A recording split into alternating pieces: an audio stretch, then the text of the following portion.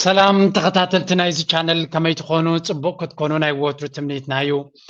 ሎሚ እውን ከም ወትሩ ዓበይቲ ዜናታት ዓለም ኣገደስቲ ዜናታት ዓለም ክንፈልጦም ክንመሃረሎም ከነስተውዕለሎም ዘለና ዝበልናዮም ክንርኢና ዓበይቲ ሃገራት ናይ ዓለም ኣብ ዝተፈላለየ ዓውዲ ፊት ንፊት ክታኸሱ ወይ እውን ክዋጉ ብቁጠባ ብስትራቴጂካዊ ምንቅስቓስ ብጽልዋ ኣብ ኩሉ መዳይ ብንግዲ ኣብ ኩሉ ክጎራፈጡ ክንርኢና ኩሉ እዚ ድማ ናብ ዓድና ናብ ዞባና ናብ ዓድና እናመለስና ክንከይና ልዑል ኣገዳስነት ዘለዎ ዜናታት ክንርኢና ሳብ መወዳእታ ምሳና ተጸኒዕኩም ድማ ርግጸኛ ብዙሕ መሃርን ኣገዳስን ጠቓምን ትሕዝቶታት ክትርእይኹም ላይክ ምግባር ካብ መጀመርያ ሰፖርት ምግባር ነቲ ስራሕና ድማ ካብ መጀመርያ ልዕሊ ኩሉ ኣቐዲምና እንጠልቦን እንሓቶን እዩ ናይ ሎሚ መጀመርያ ዜናናተይ ሌትስ ጎ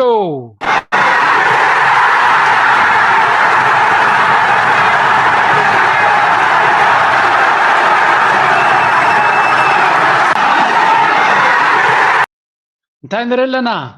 ነዊሕ እዋን ተዛረብና ኣሎ ኣብዚ ቻነል ቢትኮይን 100,000 ሓሪማ this is a milestone a record ኣብ ሬኮርድ እዚ ኣብ ታሪክ I don't know this is a big milestone ሓደ ፍሉይ ታሪክ ተሰሪሑ ዘሎ ቢትኮይን ኣብ ከባቢ 100,000 ኮለል ትብላላ ቅድሚ ክንደይ ግዜ ደጊመልኩም ኣለኹ ድሮ ናብ 103,000 ደይባላ ሕጂ ኦልሬዲ ግን ኣብ 99 በፂሓ ክትምለስ ኣብዚ እዋን እዚ ዳርጋ ፈንጠዝያ እዩ ዘሎ ክንብል ንኽእል ኢና ሓንቲ ካብኣተን ተቐንዲ ምኽንያት ድማ እዚ እዩ እዚኣ ትርእይዋ ዘለኹም ዶናልድ ትራምፕ ባዕሉ ደፊኡ ነዛ ቢትኮይን ካብ ከባቢ 65,000 ናብ ልዕሊ 103,000 ኣደይብዋ ኣሎ ነዛ ቪድዮ ክሰርሕ ከለኹ ናይ ዶናልድ ትራምፕ ምምፃእ ምናልባት بعين ፖለቲካ ብዝደለኻ ክትርጉሞ ትኽእል ኢኻ بعين ኢንቨስትመንት ክትሪኦ ከለኻ ግን ንብዙሓት ሰባት ሕጉሱን የዕዊቱን ከም ዘሎ ገና ኣብታ ኩርሲ ከይመፅእ ከሎ ኣብ ዓወት ፈጢሩ ከም ዘሎ ምግንዛብን መፍላጥን የድሊ what's going on ብዛዕባ እዚ ዕሙቕ ዝበለ ሓበሬታ ከድልየና እዩ ሕጂ እውን ድሕሪ ዝተወሰነ ግዜ ካልእ ማይልስቶን ክረም 110,000 ኣብ ዝበሃለሉ ግዜ ከማን ከይንግረም እስከ ንስማዕ Bitcoin soars past a new record of $100,000 for the first time, and this comes as traders warmed up to the idea of easier rules spurred by President-elect Trump's pick of a crypto advocate to lead the U.S. securities regulator, the SEC. Now, early on Thursday, the OG token rose past the historical and psychological six-figure mark. This comes after Bitcoin jabbed at the $100,000 level several times for the last 2 weeks. Since Trump's victory a month ago, the crypto market has soared by around $1.4 trillion. That is largely thanks to his agenda, which includes a strong embrace of SEC. ኣብዚ ልዑል ኣገዳስነት ዘለዎ ነገራት ክንርኢና ቢትኮይን 100,000 ምህራማ ፍሉይ ነገር ኣይኮነን ካብ 70,000 ፀኒሑ ወይ 65,000 ፀኒሑ ናብ 90,000 ክመፅእ ከሎ ሬድ ኣገራሚ ነይሩ ናብ 80,000 ክዲብ ከሎ ኣገራሚ ነይሩ ነፍሲ ወከፍ ማይልስቶን ኣገራሚ እዩ ምክንያቱ ኣብ ካልእ ዓይነት ኢንቨስትመንት I don't know 10,000 ኢንቨስት ጌርካ 20,000 30,000 ክቕየረልካ ብዙሕ ግዜ እዩ ዝወስድ ስታክ ማርኬት ንነዊሕ ዓመት ኣብዚ ዝምሃር ኩሉ እንተሎ ኣነ ኣብዚ ቻነለይ ካብ ዝኽፈት ካብ ቀዳመይቲ መዓልቲ ናይ ምኽፋት ሂሳብ ሎሚ ዝተዛረብ ኩሉ ኣርስ እንተሎ ስቶክ ማርኬት እዩ ሕጂ እውን እንተኾነ ኣገዳሲ ክፋል ናይ ፖርትፎሊዮ ናተይ ኣብይ ዘሎ ስቶክ ማርኬት እውን ይዓብሎ ስቶክ ማርኬት ምዕባይ ስለ ዘቋረፀ ይኮነ ዘገርም ኮይኑ ዘሎ ናይ ክሪፕቶ ምዕባይ ተራእዩ ዘይፍለጥ ዓይነት ቅልጣፈ ስለ ዝኾነ ጥራይ I mean seriously ቅድሚ let's say ቅድሚ 16 ኣዋርሕ ድዩ 17 ኣዋርሕ ናይ ክሪፕቶ ኮርስ ክጅምር ከለኹ 18,000 ዝነበረ እዩ ካብ 18,000 ሓደ ነገር ናብ 100,000 ክዲብ ከሎ እዚ ፍሉይ ነገር እዩ ኦልሬዲ እቲ 100,000 ምድያቡ ገለመለ ይኮነን እቲ ንዓይ ዘሐጉሰኒ ሓደ ኣብዚ ቻነል እዚ ዝያዳ ዘሐጉሰኒ ነገር እንተሎ ብዙሓት ሰባት ነዚ ኣነ ዝብሎ ዘለኹ ኣሚኖም ንዓይ ተኸቲሎም ዓብ ለውጢ ከምፁ ስለ ዝኽኣሉ ጥራይ ዘሐጎስ እዚ celebration እዚ people have waited for this እዚ ኩሉ celebrate ዝገብር ዘሎ ኩዕሶ እግሪ ኣርሰናል ስለ ሰዓረት ወይ ማንቸስተር ጎል ስለ ዘተወታ ኣይኮነን everybody I'm not sure ግን መብዛሕቶም እዚኣቶም ኣብ ክሪፕቶ ኢንቨስት ገይሮም ዘለዉ እዮም ኣብ ቢትኮይን ኢንቨስት ገይሮም ዘለዉ እዮም that's why they are celebrating ምክንያቱ እቲ ዕቤት ኣብ ጅቦም ይኣቱ ስለ ዘሎ ቁጠቦም ይዓቢ ስለ ዘሎ and this is exactly what we need to do ኣብዚ ሓደ ነገራት ኣሎ ሰባት ብጌጋ መረዳእታ ዝወስድዎ ምሳይ እውን ብዙሕ ነገር ዘይረዳዶም ብዙሕ ግዜ ነዛ ርእሲ ስለምንታይ ተምፅኦ ኣለኻ ዝብሉን ኣለዉ ኣነ ዝብል ዘለኹ ብግዴታ ግበሮ ይብለካ ኣለኹን ወይ ብግዴታ ግበርዮ ይብል ኣለኹን እቶም ነዚ ናተይ ምኽሪ ሰሚዕኩም ስጉምቲ ዝወሰድኩም ግን ኣብ ምንታይ ደረጃ ከም ዘለዎም I know it because ኣነ ኣብ ነፍሰይ ይርዮ ስለ ዘለኹ ኩሉ ኮርሳት ናተይ ኣነ ዝገብሮ ስለ ዝኾንኩ ትዛረበሉ ከለኹ ኣብዚ ኮንፊደንት ኮይነ ትዛረበሉ ውፅኢት ስለ ደምፅእ ድማ ምክንያቱ ገንዘብ ንኽረክብ እንተዝኸውን ኣብ ሶሻል ሚድያ ካብ 2019 ኣለኹ ኣነ ኣብ ዩቱብ ኣትሊስት ብዙሕ ካልእ መንገድታት ነይሩ ኔትወርክ ማርኬቲንግ እዩ ትዝቐለለ ገንዘብ ሓደ ፕሮዳክት ተምፅእ ነዚ ንሰብ እንድሕር ኣምፂኻ ክንዲ ክትወስድ ኢኻ እናበሎም ሓንቲ ግዜ ሚልዮነር ክትከውን ተደሊኻ ዳርጋ ኔትወርክ ማርኬቲንግ እዩ ትዝቐለለ ክንደይ ግዜ ድማ ሕቶት ይመፀኒ ብዝተፈላለየ መንገዲ ግን ኣነ ይቅበሎን እየ ምክንያቱ ኣነ ሚልዮነር ክኾነሉ እቶም ድሕረይ ዝኣትዉ ግን ክኸስሩ እዮም እቶም ድሕረይ ዝኣትዉ ግዳይ ክኾኑ እዮም ዳስ ዋይ ክንደይ ዘ ዝመፀ ፕሮዳክት ይመፅእ ይሕልፎ ነይረ ኣነ ግን መጠንቀቕታ እዮም ነይረ እዚ ጉዳይ ከውደቐኩም እዩ ነዚ ክሪፕቶ ዝበሃል እውን ገምጡ ኢሎሞ ከም ኔትወርክ ማርኬቲንግ ገይሮም ሓደ ፕሮዳክት ናይ ክሪፕቶ ዘይኮነ ኣምፅኦም ከምዚ ብቢትኮይን ደገሎ ደኢሎም ንሰባት ኣታሊሎም ኣብ ጉድጓድ እትዮም ሞ እቲ ትክክለኛ ክሪፕቶ ኢንቨስት ተጌርካ ምሳይ ዝተማሃረ ኣብ ትክክለኛ ስቶክ ማርኬት ኢንቨስት ገብር ኣብ ትክክለኛ ክሪፕቶ ኢንቨስት ገብር ገንዘቡ ድማ ዓቕሊ እንድሕር ገይሩ ንላዕሊ ከም ዝውስኽ ብዙሕ ግዜ ኣብቲ ኮርስ ደጋጊመ ዝምህር ሳይኮሎጂ እንታይ ትብል ነይራ ብተሰሚዕኩማ ሳይኮሎጂካል ባሪየር ተሰይሩ 100,000 ክትሓልፍ ኣይትኽእልን ኢሎም ብዙሓት ዝተኣሰረላ ነይሩ ባንክታት ካብ 100,000 ክትሓልፍ የብላን ኢሎም ንኺሶም ነይሮም guess what እዚ እቲ ሂስትሪ ዘሎ እቲ ኩነታት ዘሎ ነዚ ስምዑ ሕጂ Three things I want to talk to you about in this interview. First, I want to talk about this MicroStrategy approach to buying Bitcoin because it's got Wall Street on fire. Some people are excited, some people aren't. So the strategy is essentially you're raising billions of dollars to buy Bitcoin. You have a convertible bond with arbitrage opportunities. Volatility is a financial engine. You see volatility in this circumstance is a positive thing and also suitable for raising money in the future.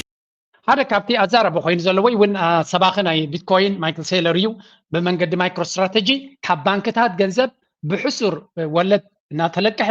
ነቲ ገንዘብ ተለቂሑ ቢትኮይን ይገዛሉ ኣሎ ከምኡ ግበሩ ይብለኩም ኣለኹ ተለቂሕኩም ዝኾነ ነገር ከይትገዙ ኣነ ተባብዕን እየኩም በዓል ንሱ ብዙሕ ሌቨሬጅ ብዙሕ ስኪል ዘለዎም ባንከርስን ፋይናንሰርስን ኣብኡ ስለ ዘለዎም they can do it ንስኻ ግን በተን ኣቕምኻ ካብተን ኣቕምኻ እውን ብንእሽተይ ክፋል ተበገስ እየ ዝብላነ ብሓፈሻ ግን ዎል ስትሪት እቲ ናይ ኢንቨስትመንት ዓለም ንሳቶም 6% 2% 3% ዕቤት ከም ዓብ ነገር ናይ ፌስቡክ ብርኪ 3% ደይቡ ማለት ዓብ ኣዛረበ ኣርስቲ እዚ ፈርዲኹም ኣለኹም ኣብ ቢትኮይን ከ ካብቲ ማሊ ኣብ ውሽጢ 24 ሰዓት ላይ 7% ደይብና ኣለና ኣቨሬጅ ስቶክ ማርኬት ኣብ ዓመት እንተሂብካ 4% 5% እዩ ኣብ 10 ዓመት ግን ኦን ኣቨሬጅ በብ7 ስለዚ ዝዓቢ ዕቤት ይበካ እዩ ስለዚ ኣገዳስነት ኣለዎ ስቶክ ማርኬት ኣናእሰ ይነግረኩም ኣለኹ ክሪፕቶ ግን ላዕሊ እዩ ቀልጢፍ እዩ ውፅኢት ዘብ ግን ይወድቕካ እዩ ቮላቲሊቲ ኣለዎ ንኣብነት ኣነ ክጅምሮ ከለኹ ኣብ 20 ቢልየ ጀሚረ ኣብ 20 ክጅምሮ ከለኹ ንላዕሊ ገፁ ይድብ ነይሩ ፅቡቅ ውፅኢት ነምፅእ ነርና ግን ኣነ ፈርሆ ስለ ዝነበርኩ ንዝኾነ ሰብ ሪኮሜንድ ኣይገበርኩን ኣብ 2021 ላዕሊ ደይቡ ክራሽ ገይሩ ካብ 61,63,65,000 በፂሑ ነይሩ ናብ 15,000 ኣብ ገለ ፖይንት ጎዲሉ ኣብታ 15,000 ምስ ጎደለ ካብኣይ ኣነ ኮርስ ጀሚረ እምበኣር ካብዚ ሕጂ ጽቡቕ መጽዓት ስለ ዘካየድክሉ ስለ ዝመርመርክዎ እቲ ሰብ ሕጂ ብንዓይ ኣሚኑ እንተኣትዩ ኣብዚ ክኸስር ኣይክእልኒ ኣብ ቦተም ናቱ ሃሪሙ ስለ ዘሎ ኢለ ንሰብ ነጊረ ገለ ምሳይ ዝተማሃሩ ብዛዕባ ክሪፕቶ ሰሚዖም ኣይፈልጡን እዮም ሂወቶም እንታይ ምዃኑ ይፈልጡን እዮም ጆርጅ ስለ ዝበለ ጽቡቕ እዩ ስለ ዝብሉ ምሳይ ብዙሕ ኮርሳት ስለ ዝወሰዱ ኣትዮም ገሊኦም እምነት ስለ ዘለዎም ብዙሕ ገንዘብ ኢንቨስት ገይሮም እትው ኢሎም ጌስ ወት ትክክለኛ ውሳነ ስለ ዝወሰኑ ገንዘቦም ብዕፅፍን ድርብን ወሲኹሎም ኣሎ ሓንቲ ዘረባ ኣላ ኣብዚ ማይክል ሴይለር ዝብላ ኩሉ ግዜ ክዝክርዋ ትደሊ ካብን እኒአው ካልእ ክብለኩም ኣይደልን እየ እዚኣ ስምዕዋ ሓንቲ ዘረባ ኣላ ኣብዚኣ that use fiat currency as a store of value. We call them core. እዚኣ ዘረባ እዚኣ ብደርፊ ቀይሮም እንዳ ቢትኮይን ፅላለ ስለ ዘለዎም እንታይ ኢሎሞም ደቂ ሰባት ኖርማል ሰብ ሃብቲ ናቱ ገንዘብ ናቱ ወይ እውን ዓቕሚ ናቱ ብዶላር ብባጤራ ፊያት ካረንሲ ዝበሃል ዶላር ክኸውን ክእል ዩሮ ክኸውን ክእል ናቕፋ ክኸውን ክእል ብር ክኸውን ክእል ብባጤራ ገንዘቡ ዘቐምጥ ሰብ ካልኣይ ሽሞም እንታይ ይብሎም ኣሎ ድኻታት ዝበሃል እሶም እዮም ይብላ ኣሎ ሃብታማት ገንዘቦም ብኣሰት እዮም ዘቐምጥዎ ብወርቂ ድዮም ዘቐምጥዎ ብቢትኮይን ድዮም ዘቐምጥዎ ብስታክ ማርኬት ድዮም ዘቐምጥዎ ብሪል ስቴት ድዮም ዘቐምጥዎ ብቫሊ ዘለዎ ዋጋ ናቱ ዘይጎድል ቡ እዮም ሃብታማት ዘቐምጥዎ ንብረቶም ሰብ ንብረትን ሰብ መሬትን ድማ ሃብታማት ኩሉ ግዜ ወረቐት ዝሓዙ ሰባት ኣይኮኑን because they know ወረቐት ኣብ መወዳእታ ወረቐት ምዃኑ ስለ ዘይተርፉ ዝኾነ ይኹን ባጤራ ናይ ዓለምና ወሰድዎ ንታሕቲ ገፁ ጥራይ ዝኸይድ ንላዕሊ ገፁ ዝኸይድ ባጤራ የለን ስለዚ ገንዘብካ ብወረቐት ወረቐት እኮ የብለና ባንክ ብቁፅር ትሪኦ እንተለኻ ናይ ምግዛዕ ዓቕሚ ናቱ እናንቆልቆለይ ዝኸይድ and these are the people we call them poor ዝብሎም ዘሎ ኣሚን እንታይ ኢላ ሓቲታቶ ትሕቶ ስምዕዎ But like most of the people who are buying assets at some point want to sell the assets at a profit. People that use fiat currency as a store of value. We call them core. We call them. So እዚያ ኩሉ ግዜ ክትዝክርዋ ኣለኩም ገንዘብካ በባጤራ ተቐምጦ እንተለኻ ኣብ መወዳእታ ክትዕወት ኣይኮንካ ማለት ክትነብር ትኽእል ኢኻ ተረጋጊኻ ጭንቀት ዘይብሉ ወይ እውን ቀሲነ ዝነብር ገንዘበይ ብ10,000 ባንክ 10,000 ትብል ቁፅር እንተርየ ሰዓት ዕግበን እንተልካ ጽቡቕ ተኸተሎ ግን ቁጠባኻ ክዕራይ ኣይክእልኒ እዩ ስለዚ ገለ ክፋል 5,000 ተለካ ኮይኑ ብ1,000 ድዩ ወላ ብ500 ክትብገስ ኣለካ ንሽተ ነገር ክትፍትን ክትክል ኣለካ ሓድሽ ነገር ክትፍትን ክትክል ኣለካ ሓድሽ ነገር ክትምሃር ክትክል ኣለካ እዚ ድማ ንቁጠባኻ ኣገዳሲ እዩ ዎል ስትሪት እንታይ ይገብር ኣሎ ናብኡ ብምምላስና ፑቲን ብዛዕባ እዚ ጉዳይ ዝበሎ ስምዑ of the US in the world economy is reducing, and it means that the influence of dollar on world economic processes is also reducing. That is why, quite naturally, we see processes with the use of other instruments. For instance, Bitcoin. Who can prohibit the use of it? No one. Or the Vladimir Putin latest ዘረባናቱ ብዛዕባ ቢትኮይን ክዛረብ ከሎ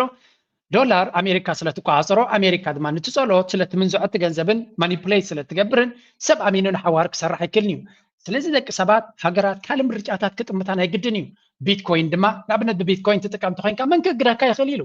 ወላ ሓደ ስለምንታይ ዋና ስለዘይብሉ ቭላድሚር ፑቲን ናይ ራሽያ ፕሬዚደንት እየ ዝብለኩም ዘለዎ ቢትኮይን ከም ሕጋዊ ፕሮፐርቲ ክኸውን ከም ገዛን ከም ወርቅን ከም ንብረትን ከም ትካልን ንክቁፀር ኣብ ራሽያ ሕጊ ኣፅዲቁሎ ፈሪሙሉ ኣሎ ቻይና ተመሳሳሊ ስለዚ እቲ ናይ ቢትኮይን ኣዶፕሽን ዝበሃል ወይ እውን ተጠቃምነት ካብ ግዜ ናብ ግዜ እናጉየ ዝኸይ ዘሎ እዛ ቭላድሚር ፑቲን ዝበላ ዘረባ ጥራይ ኣብቲ ፕራይስ ናይ ቢትኮይን ንላዕሊ ክኸይድ ከሎ ተራ ነይርዋ ቢካዝ ቭላድሚር ፑቲን ተሰማዒ መራሒ ስለ ዝኾነ ዓብ ቁጠባ ዘለዎ ዓብ ሃገር ስለ ዝኾነ ስለዚ ኩላተን ሃገራት ማይን ክትገብር ዲኻ ፕሮዲስ ክትገብር ዲኻ ካምፓኒ ናይ ክሪፕቶ ክትገብር ዲኻ ዩር ዌልካም ይብል ውድድር ይጅምር ኣሎ እዚ እንታይ እዩ fear of missing out ይብልዎ ኩለን ሃገራት ኣብ ድሕሪት ክተርፋ ይደልያን እየን ዘለዋ ኣብ ቅድድም እየን ዝኣትዋ ዘለዋ እስማዕ እዩ ድሓ use of other electronic ways of settlements, no one can ban the use of them because these are new technologies. Anything can happen with dollar. These instruments will continue developing because everyone will try to reduce costs and to make these instruments more reliable. This is inevitable. And dollar has nothing to do with it. Yeah, anything can happen with dollar. እንታይ ኢና ንርኢ ዘለና ሃገራት ሓደ ካብ ሓደ ክተርፍ ስለ ዘይደሊ ዘሎ በቲ ሓደ ወገን ካልኣይ ድማ ኣብ ልዕሊ ዶላር ዘሎ እምነት እናጎደለ ይኸይድ ስለ ዘሎ ኣሜሪካ ኣጠቓቕማ ኣብዚ ናይ ጂኦፖለቲካዊ ውድድር ኣብ ዘለዎ ሰብ ኣብ ናይ ኣሜሪካ ቁጠባን ኣብ ኣሜሪካ ሲስተምን ተፀጊዑ ክኸይድ ስለ ዘይደሊ ዘሎ እቲ ረፅኒ ነዚ ናይ ክሪፕቶ ከምኡ ድማ ናይ ቢትኮይን ኣብ ኣጠቓቕማን ተደላይነትን ካብ መዓልቲ ናብ መዓልቲ እናወሰኸሉ ናህር እናወሰኸሉ ይኸይድ ኣሎ ስለዚ ሕጂ እውን ምናልባት 103 ወይ 102 ሽሕ በፂሑ ስለዝተባህለ ጠጠው ዝበለ ከይመስለኩም ፕሊዝ ዘድሊ ትምህርቲ ወሲድኩም ዘድሊ መፅናዕቲ ወሲድኩም ዘድሊ ምቅራባት ወሲድኩም ዘድሊ ስጉምቲ ክትወስዱ ክትክእሉ ኣለኩም ቢካዝ ገና እቲ ፖቴንሻል ናቱ ቅድሚ ዝተወሰነ ግዜ ጥራይሲ ካብ 100 ክሳብ 150 ልዕሊኡ እውን ክኸይድ ከም ዝኽእል እዩ ዝንገር ዘሎ ሓደ ካብኡ ኤቪደንስ ክበኩም ቀሪብ ኣለኹ ናይ መወዳእታ እዚ ረእይዎ ንኣብነት እዚ ነገር እዚ ኣበይ ዘጋጥም ዘሎ እንድሕር ኢልኩም ክትግረሙ ኢኹም እዚ ንሪኦ ዘለና ኣብ ኢትዮጵያ ዘጋጥም ዘሎ ኩነታት ኢና ንርኢ ዘለና ኣብ ኢትዮጵያ እቲ ጌርድ ዳም ዝበሃል ዘሎ ብዙሕ ሓይሊ ኤሌክትሪክ ስለ ዘመንጩ ብዙሓት ናብቲ ቦታት ተኸይዶም ኣብዚ እዋን እዚ 2.5% ናይ ግሎባል ቢትኮይን ሃሽ ሬት ዝበሃል ኣብ ኢትዮጵያ ይፈርቕ ከም ዘሎ 100% ድማ ካብቲ ሪኒወብል ዝምንጩ ዘሎ ካብቲ ዲጋ ዝምንጩ ዘሎ ፀዓት ብዙሕ ፀዓት ስለ ዘፍርዩ ዘለዉ ስለዘይ ክጥቀምሉ ድማ ስለዘይክእሉ ዘለዉ ዝርግሐ ክሳብ ዘማዕብሉ እቶም ናይ ቢትኮይን ካምፓኒታት መፂኦም ኣብቲ ዲጋ ዓበይቲ ቦታታት ሃኒፆም እዚ ሕጂ ኣብ ዩቱብ ዝዘውር ዘሎ ነዊሕ እዋን ገይሩ ዘሎ እዩ ትሪእዎም ኣለኹም ኣብኡ መፂኦም እዚ ዓበይቲ ቢትኮይን ማይኒንግ ዝበሃል ኣሎ እቲ ቢትኮይን ብቴክኖሎጂ ዝስራሕ ስለዚ ክስራሕ ከሎ እቲ ክሪፕቶ ንዑ ማይን ክትገብር ብዙሕ ፀዓት እዩ ዘድልየካ ብዙሕ ኤነርጂ ንነዳዲ ዘበላሹ ዘሎ ኢንቫይሮንመንት ዘበላሹ ዘሎ ይበሃል ነይሩ እንተኾነ ካብ ዲጋታት እናኸዱ ፀዓት ሕሱር ኣብ ዝኾነሉ ቦታ ከይዶም ካብኡ የመንጭው እሞ ሃብቲ የማዕብሉ ኣቢ መንግስቲ ኣቢ ኣብዚ እዋን እዚ ካብዚ ናይ ክሪፕቶ ማይነርስ ሚልዮናት ገንዘብ እዩ ዝእቱ ዘሎ እዩ ዝበሃል ምክንያቱ ንፀዓት ክብሉ ንካልእ ልዕሊ ኩሉ ድማ ናይ ቢትኮይን ኣትራክሽን እናፈጠሩ ይኸዱ ኣለዉ ቢትኮይነርስ ማለት ሓደ ካብቶም ብዙሕ ቁጠባዊ መሓውር ዘለዎም እዮም መብዛሕቶም ብዙሕ ቢትኮይን ዝውንኑ ስለ ዝኾኑ ሚልዮነራትን ማልቲ ሚልዮነራትን እዮም ስለዚ ትሪእዎ ዘለኹም ክሳዕ ክንደይ እቲ ኣዶፕሽን ኣብ ኣፍሪካ ኢትዮጵያ ኣብ ቅድሚ ደረጃ መፅያ ከም ዘላ ኣብዚ ናይ ቢትኮይን ማይኒንግ ገለገለ ሓደ ክልተ ሃገራት ይወዳደሩ አይኮኑ በር ኢትዮጵያ ኣብዚ ቢትኮይን ማይኒንግ ቅድሚት መፅያ ኣላ አብይ አሕመድ ድማ I don't know መን ኣማኺርዎ one of the best decisions ወሰደ እንተሎ እዚ and he's doing it right ኣብቲ ቁጠባ ናይቲ ሃገር እውን ክረይ ምክንያቱ ቢትኮይን ኤኮሲስተም ናቱ ምስ ዝኸይድ ቴክኖሎጂ I don't know ታብቲ ዓዲ ነቲ ቢትኮይን ምስ ትብር ናቶም ክከላኸልሉ ዝፍትኑ ከምቲ ዝድለ ኣይማዕበለን ኣሎ ትዝርግሐ ወይ እውን ኢንቨስት ንክትገብር ኣቡ ምክንያቱ እንድሕር ቢትኮይን ኣፍቂድካሎም ኩሉ ሰብር ገዲፍን ኣብኡ ክኸይድ ከም ዝኾነ ናይጀርያ ይኹን ኢትዮጵያ ኩሎም ይፈርህዮም ምክንያቱ ቢትኮይን ተመፅኡ ንህዝቢ ኣፍሪካ ቢትኮይን ቀንዲ ዘድሊ ምክንያቱ ባጤራታት ናይ ባህሊ ኢትዮጵያ ካብ ክንደይ ሸርፊ ካበይ ናበይ ወዲቑ ኣሎ ስለዚ ቢትኮይን ትነብረካ መሊስካ ሃብቲምካ ኣለኻ ብቋንቋ ብር ክትሪኦ ከለኻ መሊስካ ሃብቲምካ ኣለኻ ማለት እዩ ኣብ ኣፍሪካ ቢትኮይን ዘድሊ ግን ስቲል እቲ መንግስታት ስለ ዝኽልክሎ ኣያተወን ኣሎ እምበር ገንዘብካ ብቢትኮይን ድሕራ ቀሚጥካዮ እናወሰኸ ዝኸይድ እናጎደለ ይኮነን ዝኸይድ ብኻልእ ባጤራ ግን ገንዘብካ ናይ ምግዛእ ዓቕምኻን እናጎደለ ዝኸይድ ናው let's go back to እዚ ሓደ ካብቲ ብዓለም ደረጃ ዝግበር ዘሎ ክንፈልጦ ዘለና ኢና ዓበይቲ ሃገራት ናሽቶ ሃገራት ኩላተን ዝሳተፋሉ ዘለዋ እየን እስኪ ምናልባት ምስ ግዜ ክንደይ ክበፅሕ ይኽእል How does it really work? Well, you've got one group of investors that want low volatility. They want a secure, comfortable ride. So we sell them a convertible bond. You've got they actually buy a security to capture. I think it's a great opportunity though to borrow some. እንታይ ዝገብር ዘሎ ማይክል ሴይለር ነዚ ቢትኮይን ዝበሃል ዓበይቲ ካምፓኒታት ከም በዓል ማይክሮሶፍት ከም በዓል ኣፕል ከም በዓል ካልኦት ካምፓኒታት ኣዶፕት ንክገብርዎ ንክገዝእዎ ይዕድሞም ኣሎ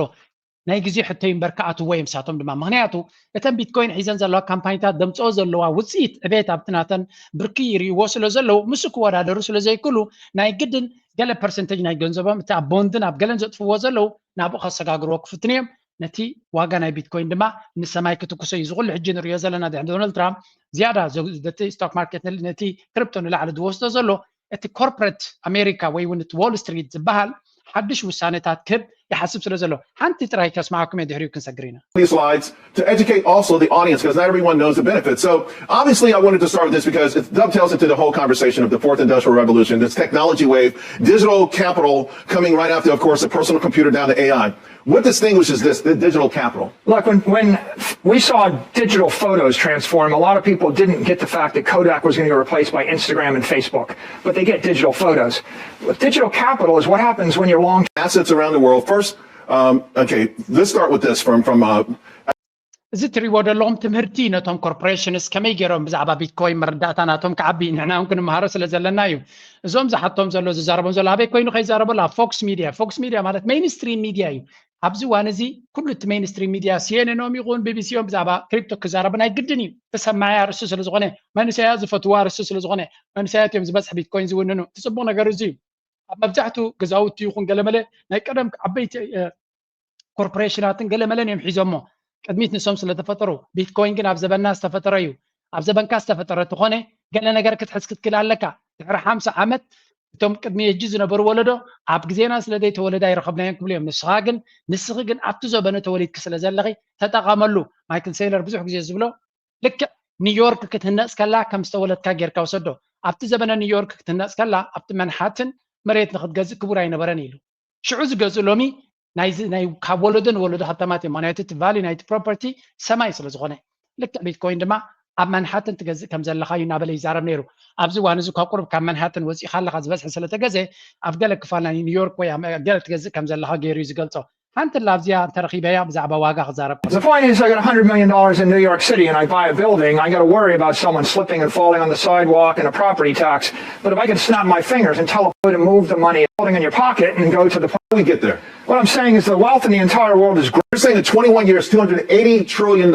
How do we get there? What I'm saying is the wealth in the entire world is growing. They'll migrate their capital. Also, did I read somewhere that you're saying that each Bitcoin would be worth the equivalent of $13 million? Yeah, well, when you crank in the growth rate, which for me, the base case is 20. በዚ ካልኩሌሽን ምስ ገበረ እቲ ገንዘብ እቲ ዘሎ ቦንድ ኣብ ቦንድ ክንደይ ገንዘብ ኢንቨስትድ ኮይኑሎ ኣብ ካልእ ነገራት ክንደይ ኣብ ሪል ስቴት ክንደይ ኢንቨስትድ ኮይኑሎ ኩሉ ካልኩሌት ምስ ገበረ ኣብ መወዳእታ ቢትኮይን ክንደይ ክኸውን ዋጉ ትግምት ኢልዎስ ሓንቲ ቢትኮይን 13 ሚሊዮን ክትበፅሕ እያ ዋጋኣ ኢሉ ካልኩሌት ገይሩሉ ማለት እዩ ምናልባት ኣብ ዝለቡ ከለና ሰሓቅ ኮይኑ ክስማዓኩም ክእል ኣብ 2010 ሓንቲ ዶላር ክትበፅሕ ከላ ቢትኮይን ግን ንመብዛሕትኡ ሰብ ተገርሞን ተስዕቆን እያ ነይራ ስለዚ you need to be careful ኣብዚ እዋን እዚ ክሓልፈካ የብሉን እዚ ሞመንትም ምክንያቱ these are things ሓደ ግዜ ምስ ሓለፉኻ ክምለሱኻ ዘይክሉ ከምዚኣቶም ሰለብሬት ክገብረሉ ትኽእል ዕድል ክትፈጥር ኣለካ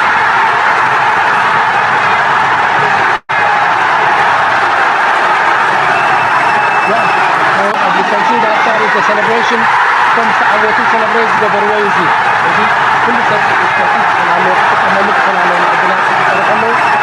ተመልክ ተላሎና ኣብ መወዳእታ በዚያ ገይረ ክውድየ ኣብ 2010 ቢትኮይን ከመይ ኢሉ ከምዚ ዓበየ እዚኣ ጥራይ ፍለጡ ንሓዋሩ ዘክርዋ ትሕቲ ሓደ ቅርሺ ከም ዝነበረ ንኣብነት ክሳብ 2010 ሰናቲም ከም ዝነበረ ቢትኮይን ኢና ንርኢ ዘለና ትሕቲ ሓደ ቅርሺ ከም ዝነበረ ድሕሪኡ ግን ከመይ ኢሉ እናዓበየ ከም ዝኸደ እቲ ማርኬት ካፕ ናቱ ድማ 5000 ጠቕላላ ቢትኮይን ዝነበረ ገንዘብ ማለት እዩ ጠቕላላ ቫልዩ ናይ ቢትኮይን 11000 ነይሩ 13000 ነይሩ ኣብ 2013 ረይዎ ከመይ ኢሉ ዓብሎ እቲ ዕቤት ካብ ዜሮ ተበጊሱ ሓደ ልዕሊ 100,000 በፂሑ ድሕሪ ኢሎምካ ኣብ ውሽጢ 15 ዓመት ናብ ሚልዮን ክድይብ እንተኢሎምካ እንታይ ዘገርም ኣለዎ ስለዚ what I am telling you is ነዚ ዕድል እዚ ነዚ ኣብ ግዜና ዘጋጥም ዘሎ መድረክ ተጠቐምሉ 1 ሚልዮን ከማይ በፅሐ ነይሩ ቫልዩ ናይ ጠቕላላ ናይ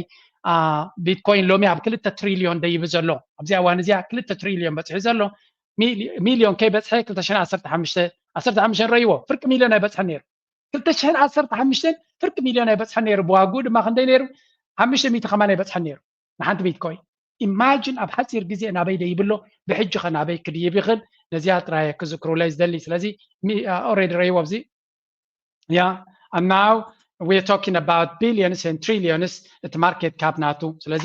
ትሪዎ ኣለኹም ኣብዚ ዳርጋ ዋጋ ከምዘይ ነበሩ ኣብቲ 2013 ብመንፅር ናይ ዝሕጂ እዚ ኸማን ክሳብ 21 ዘሎ እዩ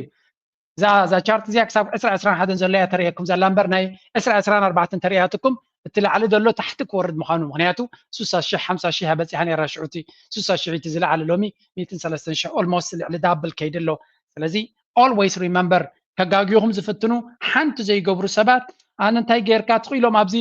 ንየበሎ ክሪፕቶ ከምዚ ገለመለ ዝብለኩም ከይሰማዕኩም ናትኩም መፅናዕቲ ትግበሩ ናትኩም ትሕዝቶ ናትኩም ኣካይዳ ጌርኩም ዘድሊ ስጉምቲ ተወሲድኩም ኣብ ዘበነ ዶናልድ ትራምፕ ሓደ ካብቲ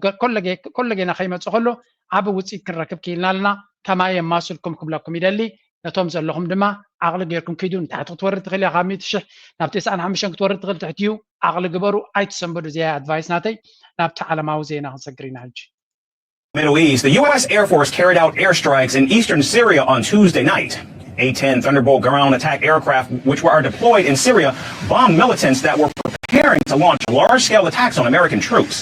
Washington has called the airstrike self-defense as jets swept into action to defend American. America ድማ ናይ ዶናልድ ትራምፕ ምምፃእ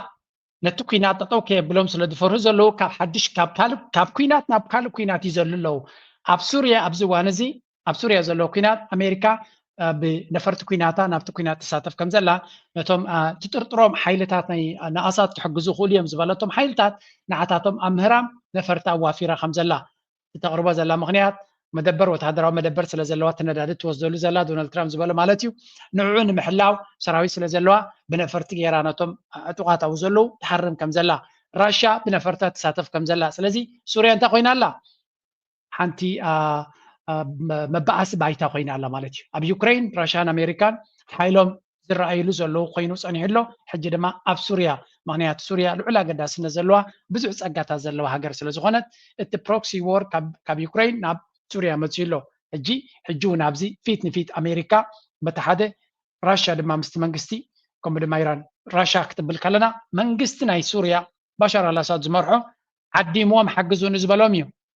ራሽያ ብሕጋዊ መንገዲ ኣብ ታሕቲ ዘላ ኣሜሪካ ግን ኣብቲ ቦታቲ ብዘይ ሕጋዊ መንገዲ ወራሪት ሃገር እያ እዚኣ ፍልሊ ኩሉ ግዜ ኣስተኻኺልካ ምፍላጥ ኣድላ እዩ መንግስቲ ራሽያ ተዓዲሙ ተለሚኑ ይመፅኡ ዘለው መንግስቲ ኢራን ተዓዲሙ ተለሚኑ ይመፅኡ ዘሎ ናይ ቱርክ ድዩ ናይ ኣሜሪካ ድዩ ናይ ኔቶ ሓይልታት ኣብኡ ዘለዎም ኩሎም ወረርቲ ሓይልታት ምስቶም ግብረ ሽበራ ዝብልዎም ዝነበሩ ቀደም ምስኣቶም ነታ ሃገር ንኽወሩን ንኽብትኑን እዮም መፅኦም ዘለው ኣብዚ እውን ኣሎ ሕጂ ሓድሽ መጥቃዕቲ ተጀሚሩ ኢሎም ከዓ ሓድሽ ኣብያት ተጀሚሩ ኣሎ Government forces have launched a counterattack against Islamist-led rebels around the key Syrian city of Hama. This comes nearly a week after President Bashar al-Assad's forces suffered a string of significant losses. The insurgents have already captured large stretches of territory in the north, including Syria's second largest city. Hey, Gabriel Luigi. حتى بتاو متكعتنا يتم طاقات جلة استفل عليه طاقات جلة بحادة تأكيبهم ኣሜሪካ ከም ዝኣከበቶም እዩ ዝንገር ዘሎ ነቶም ሰራዊት ድማ ናይ ዩክሬን ሓይሊ ከም ዘሰልጠኖም ስለዚ ንፑቲን ኣብ ዩክሬን ተዘይሰዓርናዮ ኣብ ራሽያ ግን ፀፊዕና ክነውፅኦ ኣለና እያ ትመስል እታ ስትራቴጂ ተባሂላ ዘላ ስለዚ ኣብዚ እዋን እዚ ነቶም ኩሎም ዕጡቃት ጉጅለ ኣይሲስ ዝበሃሉ ዝነበሩ ድዮም ኣልቃዒዳ ዝበሃሉ ዝነበሩ ድዮም ኩሉ ዓይነት ዕጡቅ ጉጅለ ኣብኡ ዝነበረ ንኩላቶም ቦያ ለኻኺዮም ንፉዓት እዮም እዚኦም ንህዝቢ ዝሰርሑ እዮም ኢሎም ንዖም ሓጊዞም ሃንደበታዊ መጥቃዕቲ ኣብ ሱርያ ኣካይዶም ኣሌፖ ትበሃል ካልአይቲ ዓባይ ከተማ ሒዞም ኣለዉ ሕጂ ድማ ናብ ሓማ ትበሃል ከተማ መጥቃዕቲ ይገብሩ ከም ዘለውን ስለዚ ሰራዊት ናይቲ በሻር አልአሳድ ግብረ መልሲ ንክብ ኢራን ዓብ ሓገዝ ክትቦ ምዃና ነጊራ ኣላ ራሽያ እውን ኣይደኖ ክሳዕ ክንደይ ሓገዝ ክትቦ እያ ግን ክትቦ ምዃና ፍሉጥ እዩ ምክንያቱ ልዑል ስትራቴጂካዊ ኣገዳስነት ዘለዋ ስለዝኾነ ሱርያን ራሽያ ናይ ግድን ኣብኡ ክጣፍኡ ክፍትን እዮም ብሓፈሻ ነቲ ናይ ቱርኪ እቲ ኢራን ዲፕሎማቲካሊ ክረኽብዎ ይፍትኑ ኣለዉ እንታይ እቲ ኢድኩም ክኸውን ስለዚ ናይ ብዙሓት ሀገራት ኢዶም ዘእተውሉ ኩነታት ኢና Aleppo. Tens of thousands of people are fleeing the fighting as the UN warns of a major humanitarian crisis. An exodus of civilians, just as winter is setting in. With the Islamist-led rebels advancing and government forces backed by Russia intensifying their airstrikes, ordinary people are caught in the crossfire. The UN መስኪና ህዝቢ ሱርያ ናይ ብሓቂ ዘሕዝነካ እዚ ህዝቢ ዝረኺብዎ ዘሎ እዛ ሃገር እዚኣ እዚ ህዝቢ ኣብዚ ዘሎ ረኺብዎ ዘሎ ካልኣይ የብሉን ኣብ ዓለም እቲ ዝኸፈ ዘስካሕክሕ ሂወት ዝሕልፍ ዘሎ እንተሎ ሓደ ናይ ሱርያ ህዝቢ ስለምንታይ ኣብ ዓዱ ንኽነብር ወላ ተፀሚሙ ንኽነብር ኣይክእልን እዩ ዘሎ ሓዊ ስለ ዝትፈኣሉ ዘሎ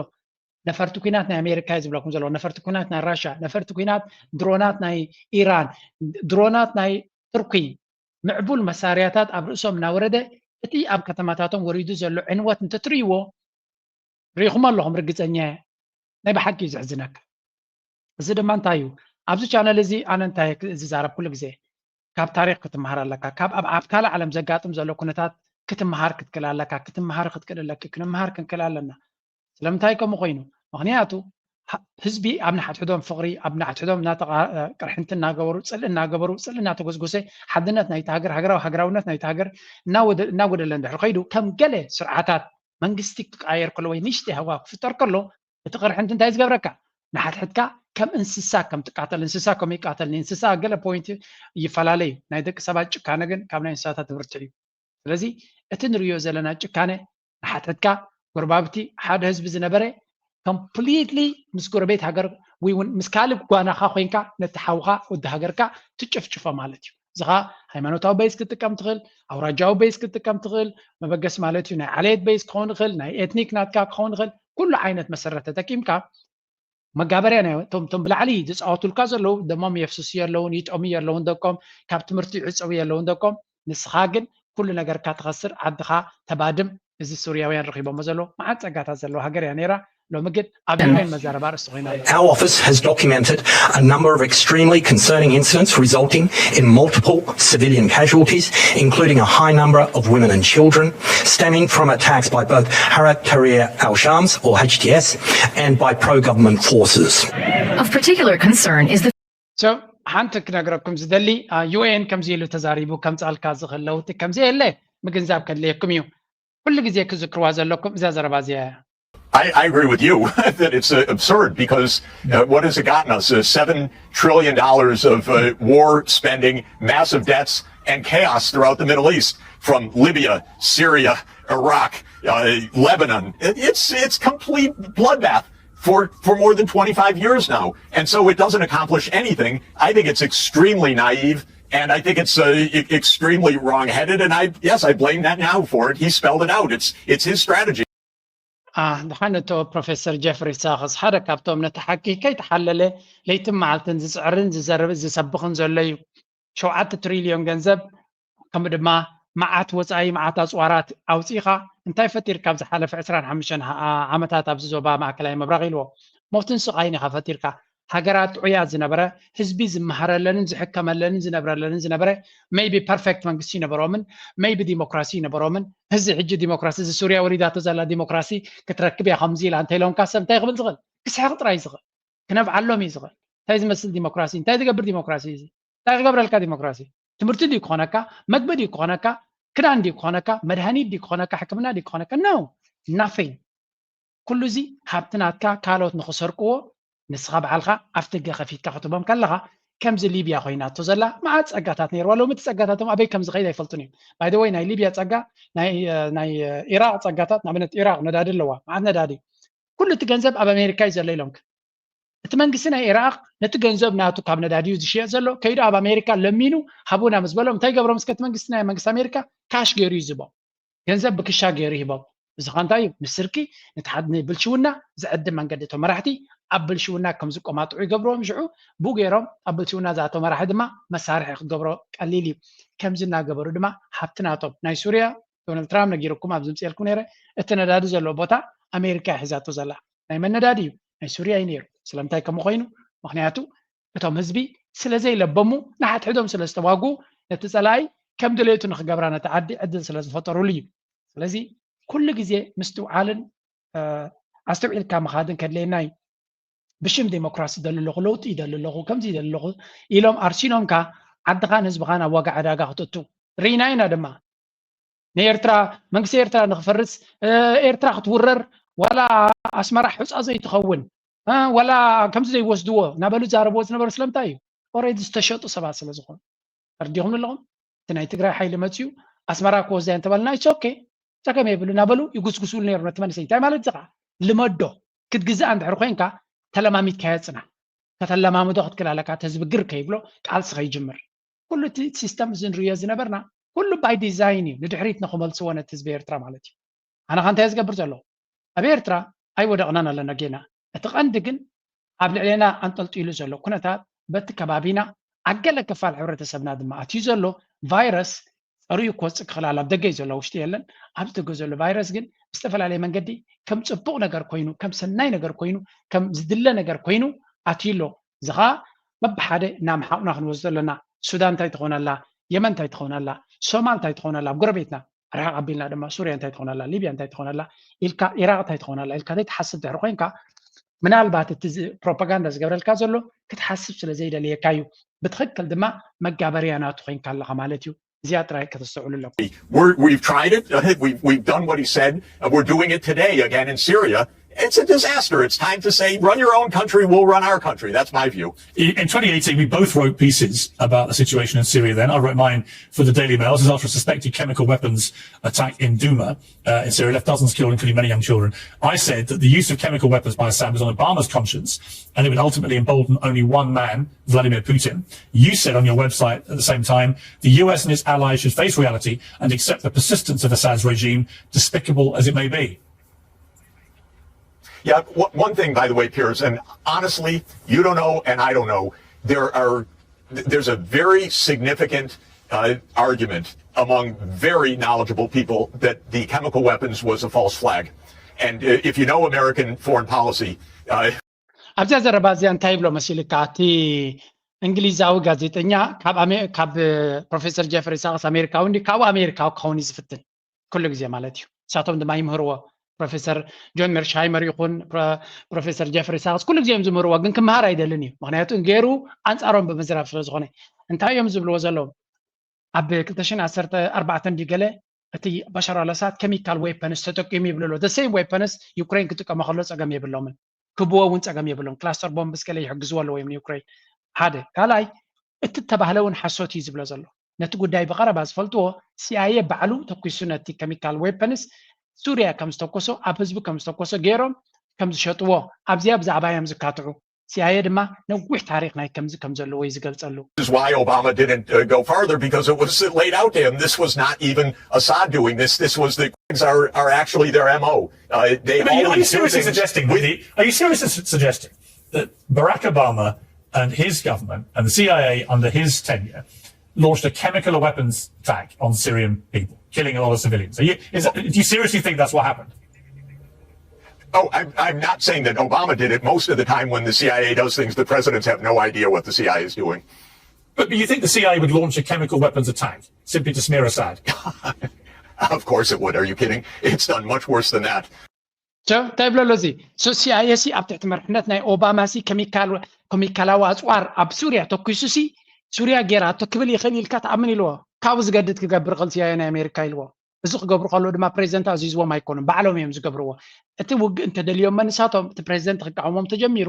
ባዕሎም ብግብረ ሽበራ ተቐይሮም ግብረ ሽበራ ቆፂሮም اتزدلي واحد غنيا صواري قبرو مو اتمنجست كم زقبرو غيرهم سقمتن خوسدنا اتمنجستنا امريكا تعطي فترو لزغا نوح تاريخي زلهم نابل يمهرلهم كما هار سلا زي دلغن اما وداتا نابتي ناتو كنتاتي خاتم لس ولا حنت تختم لي تخليها شو ازي ديبيت زي كل غزي كنمهرلهم كفلطن زلنا اقداسنا زلو تعزبتي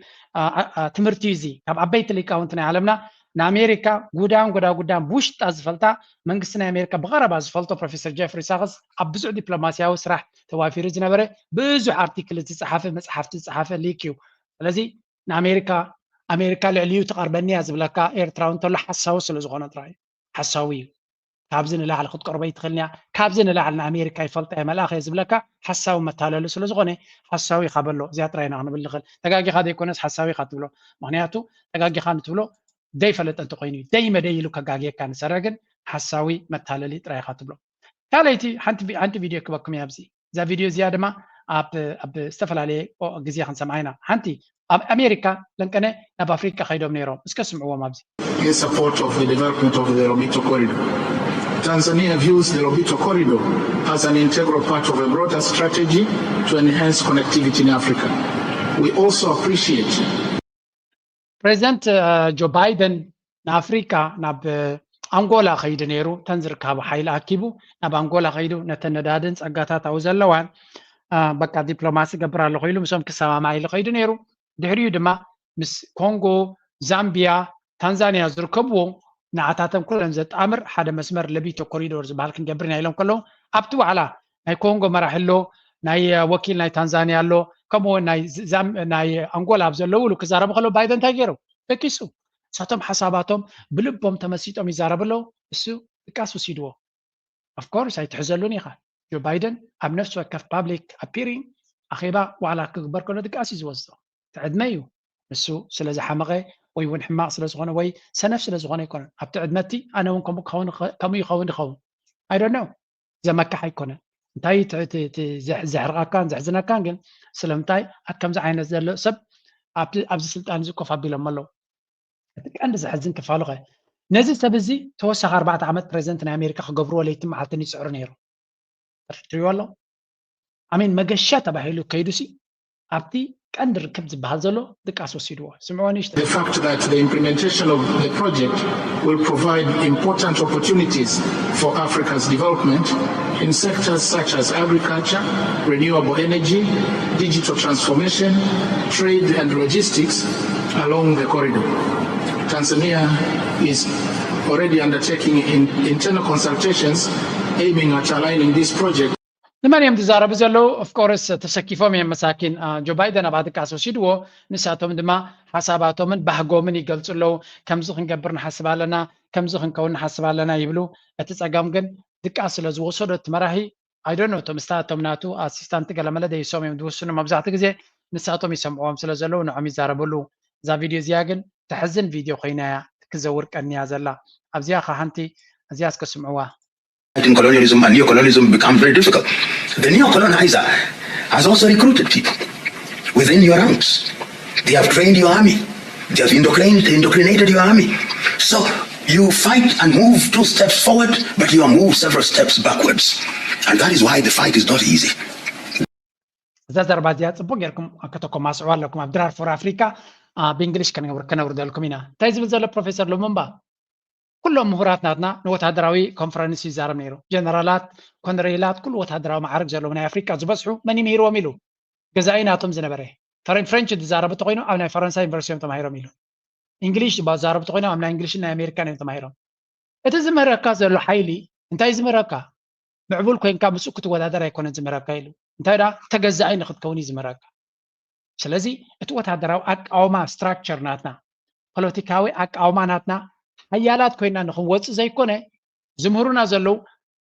كلت تسقمتن قدميت كنكيد شدش تسقمتن دحرت كم نخيد يمزغبرنا زلو سلازي حدا كابتي ابير ترازلو ودابه يكون منغستي تقلال لمعربا عالم يدز تولي كونه and that's why they hate it بمسرته تزلو كابز قاقوا استبغسم ኤርትራ እትዘለዋ ሲስተም ካብ ዜሮ ተበግሶም ባዕሎም ዝሃነጽ ወይ ወካብ ካላም ቢቦም ተወኪሶም እዮም ገለ መለግን ባዕሎም ስትራክቸር ዝገብሮ ይጻዕዳ መጽዩ ነዚ በዚ ግበሮ ነዚ ከም ዝግበሮ ዝበሎም ኣይኮነ መሰርሕ ኻ ነይሩ ይሰርሕ ነይሩ እገዳን ዕፅዋን ሽግርን ተደይፈጥሩለት መንግስቲ በታ ንሱ ዝኸዳ ዝነበረ ብዙሕ ለውጢ ከምጽእ ምኻለ ኣምጽኡ ድማ ስለ ዝኾነ እቲ ጸገም ግን ከምዚ ዓይነት ባዕሉ ነፍሱ ዘመሓድር መንግስቲ ወታደራዊ ኣካይዳ ዘለዎ ፖለቲካዊ ኣካይዳ ዘለዎ ኣይፈትውን እዮም ምክንያቱ ካልኦት ንዑ ክርዩ እዮም እቲ ኣፍሪካ ድማ ናጻ ክኸውን እዩ ካይዳ ዘሊሶም መጋበርያናቶም ብናቶም ረድኤትን ብናቶም ልመና ምጽወታን ትምህርቲ ተደልዩ ናብኦም ዝኸይድ ሓገዝ ተደልዩ ናብኦም ዝኸይድ ንሳቶም ድማ ዘድልዮ ትምህርቲ ዓይነት ሂቦም ኩሉ ግዜ ኣብ ትሕቲኦም ከም ዝነብር ዝገብርዎ እዮም ዝደልዩ እዚ እዛ ዘረባ እዚኣ መራር ዘረባ እያ The neo-colonialist keeps on changing shape, keeps on recruiting people from within our ranks, and there is no shortage of people who want to be recruited for 30 pieces of silver. And that is why the fight is long, painful, and not easy to win. Papa said, this colonizer who has become a neo-colonizer will one day come as a foreign investor. And that is exactly እንታይ ዝብል ዘሎ ብሓፈሻ ቶም ኣፍሪካውያን ይፈልጡ ነይሮም እዮም ቶም ቀዳሞት መራሕቲ ናይ ኣፍሪካ ሓደ ካባቶም ዝበሎ ንኣብነት ይብል ኣሎ እዚ ሎሚ ገዛኢ ዘሎ ጨቋኑ ዘሎ ጻዕዳ ሓደ መዓልቲ ቦርሳ ጸሊም ባድላ ተኸዲኑ ቦርሳ ሒዙ ከም ኢንቨስተር ኮይኑ ተገምጢሉ ክመጽእ እዩ ዕላማ ናቱ ኩሉ ግዜ ሓብቲ ናይ ኣፍሪካ ምዝቋቑ ይተቐደም ብሓይሊ ዝጥቀመሉ ነበረ ሕጂ ድማ ከም ኢንቨስተር ኮይኑ ኣትዩ ነቲ ሃብቲ ክዘቁቕ ከም ዘይስከፍ እዩ ዝነግር ዘሎ ኩሉ እዚ ዘረባ ዝዳ እንታይ እዩ ልኡላውነት ናትካ ከተረጋግፅ ኣለካ ለንቀነ ሓንቲ ብርትዕቲ ዘረባ ፑቲን ነትናቱ ናሽናል ሴኩሪቲ ወይ ካውንስል ኦፍ council ናይቲ security ናቱ ዝክዛረብ ከሎ ዝበላ ስምዕዋ strengthen our good relations with neighboring states. We're seeing more and more good relations like that. But one more thing, you cannot become successful by just but relying on somebody. It's not enough to just have good relations with others. We need to be able to become self-sustainable in terms of our economy, in terms of our technologies. شنتاي زبلهم زلو حيال نخد كون أبزح حج زلنا يا مدرخ حيال كوين كان نخد نبر نتحر كوين كا مجمريا زد ليه كان قرات بعلها تتفرخت كل علكا حيالات قرات بعلها كم بعل تشاينا كمون راشا بزوانزي كل زد ليه النقرات بعلن زفريين كل زد ليه النقرات كل نقر عب نفسن تمركيسن زي كلازنا برا قرات دما كم بعل جرمن أب كم زوانزي أب زوان تفاتت أم تاي وريدنا لوا كم معلتنا معلتي إنهم كل قلا ينزل خلاص لوا مت أن تجزيز وسرة مت أنو دما وطباناتهم ما مليسو نب حدقة أن وردي خيط كم زلوا يزنقر سلزي لولاونتك sovereignty ناتك لولاونت ناتك كرجاجس الكات غين وين ملو لولاونت كل وقت عم دحر غينو أنت كجبر لك إزبال مسرة تعوي طلبات نيتهجر بعل خاك تمالك تكلها لك نيبوتين مغريازيا ነገራት እዚ ኩሉ ነገር መግብኻዲው መሰረታው ዘለካ መግብን ህዝብኻ ዝኸውን ባዕልኻ ከተፈርክ ትክእል ኣለካ ወይ እውን ካብ ውሑስ ቦታ ካባኻ ተጸጋዓይ ካባኻ ክደሊ ዝኽእል ኣብነት ራሽያ ቻይና መግቢ ክትገዛልካ ከለ ቻይና መግብን ህዝባ ዝኾን ስለ ዘይብላ ኣይኮነን ካባኻ ንላዕሊ ዝደልዩ ሓይልታት ኣብነት ኣፍሪካ ሃገራት ኣለዉ ካብ ቻይና ብዙሕ ነገራት ዝደልዩ ኣለዉ ካባቶም ድማ ከም መጠን ንግዲ መግቢ ትወስድ ወይ እውን ገለ ስለዚ ተጸጋዕነት ናብኣ ማዕቢለያቲ ልኡላውነት ናታ ካብ ዝኾነ ይኹን ሃገር ትደልዮ እቲ ሃገር ዝያዳ ካብኣ ከም ዝደሊ ገይራቶላ ኤርትራ ናብነት ምስ ቻይና ኤርትራ ዝያዳ ልኡላውነት ኣለዋ ዋላ ቻይና ድሕሪና ቻይና ምክንያቱ ኤርትራ ወርቂ ናታ ናብ ቻይና ክሸይጥ እያ ትደሊ ኣታዊ ስለ ዘድልያ ቻይና ግን እቲ ወርቂ ካብ ካልእ ክትገዝኦ ትኽእል እያ ካብ ኤርትራ ትገዝኦላ ስለ ዘድልያን ስለ ዘኽስባ ግን ካብ ካልእ እውን ክትገዝኦ ትኽእል እያ ኤርትራ ግን እቲ ትረኽቦ ዘላ ቴክኖሎጂ ይኹን ካልእ ካብ ቻይና ካብ ካልእ ንኽትረኽቦ ቀሊል ኣይኮነን እንታይ ማለት እዩ እዚ ኤርትራ ልኡላዊት ሃገር ኣይኮነትን ይብል ኣለኹን ግን እቲ ቴክኖሎጂ ገዲፍካ ክትነብር እውን ትኽእል ኢኻ ክትመውት ኣይትኽእልን ኢኻ ስለዚ መግቢ ማይ ከምኡ ድማ ፀዓት እቲ ዘድልየካ መሰረታዊ ኣብ ዓድኻ ክተማዕብሎ ክትክእል ኣለካ ኤርትራ ነዳዲ ስለ ዘይብላ ስቲል ፀገም ኣለዋ ፉሊ ሶቨሬን ንኽትከውን ቻይና እውን ከምኡ ነዳዲ ስለ ዘይብላ ኣብ ካልኦት ትምርኮስ እያ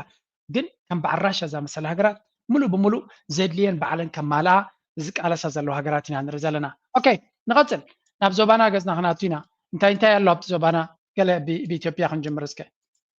ናብ ኣዲስ ኣበባ ምሪሖም ሎሚ 26 ሓምለ ምስ ኣብይ ኣሕመድ ንምልዛብ ከምርሑ ዘተሓረዩ ልኡኻት ኣብ 4 ኪሎ ክራኸቡ ምዃኖም ተፈሊጡ ምትዕራቕ ዝኣበዮም ንክልተ ተኸፊሎም ዝዋስው ዘለዉ መራሕቲ ትግራይ ፀገማቶም ፍልልዮም ሒዞም ናብ ኣብይ ኣሕመድ ኣምሪሖም ኣለዉ ኣብቲ ምስ ቀዳማይ ሚኒስትር ኣብይ ኣሕመድ ክዝትዩ ተባሂሎም ዘተሓረዩ ኣካላት ካብ ግዜኦም ምሕዳር ጌታቸው ረዳ በየነ መክሩ ኢሳያስ ታደሰን እንትኾኑ ብወገን ብዶክተር ደብረጽዮን ዝምራሕ ጉጅለ ዝውከሉ ኣካላት ድማ ዶክተር ደብረጽዮን ገብረ ሚካኤል ኣማኑኤል ኣሰፋ ተስፋን ፍስሓ ጽዮንን ዝርከብዎ እዮም ፍስሓ ተኽለጽዮንን ዝርከብዎ እዮም ካብ ጉጅለን መንግስትን ሰራዊትን ድማ ጀነራል ጻድቃን ገብረትንሳኤ ጀነራል ታደሰ ወረደ ጀነራል ተክላይ አሸብር ምዃኖም ይተፈሊጡ መራሕቲ ብስልጣን ተሰሓሒቦም ሓቢሮም ዘይኮነስ ተፈላለዮም ናብ ቀዳማይ ሚኒስትር አብይ አሕመድ ምዕራቦም ከም ትግራይ ውድቀትን ክሰራን ምዃኑ ናተሓበረ ዝርከብ እንትኸውን ፖለቲካ ትግራይ ናበይ አፉ የብላሉ ዝብል እውን ብዙሓት አሻቂሉሎ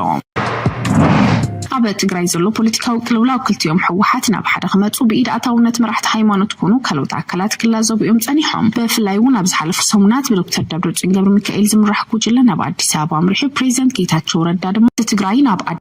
ሰንታይና ንርኢ ዘለና አብይ አሕመድ ንብምሎም ቶም ተጋሩ ንሓትሕቶም ዝበልዑ ዘለው ንዑስ ከንዕኑ ኣነ ክዓርቀኩም ክፍትኔ ናባይ ምፁ ኢልዎም ኣሎ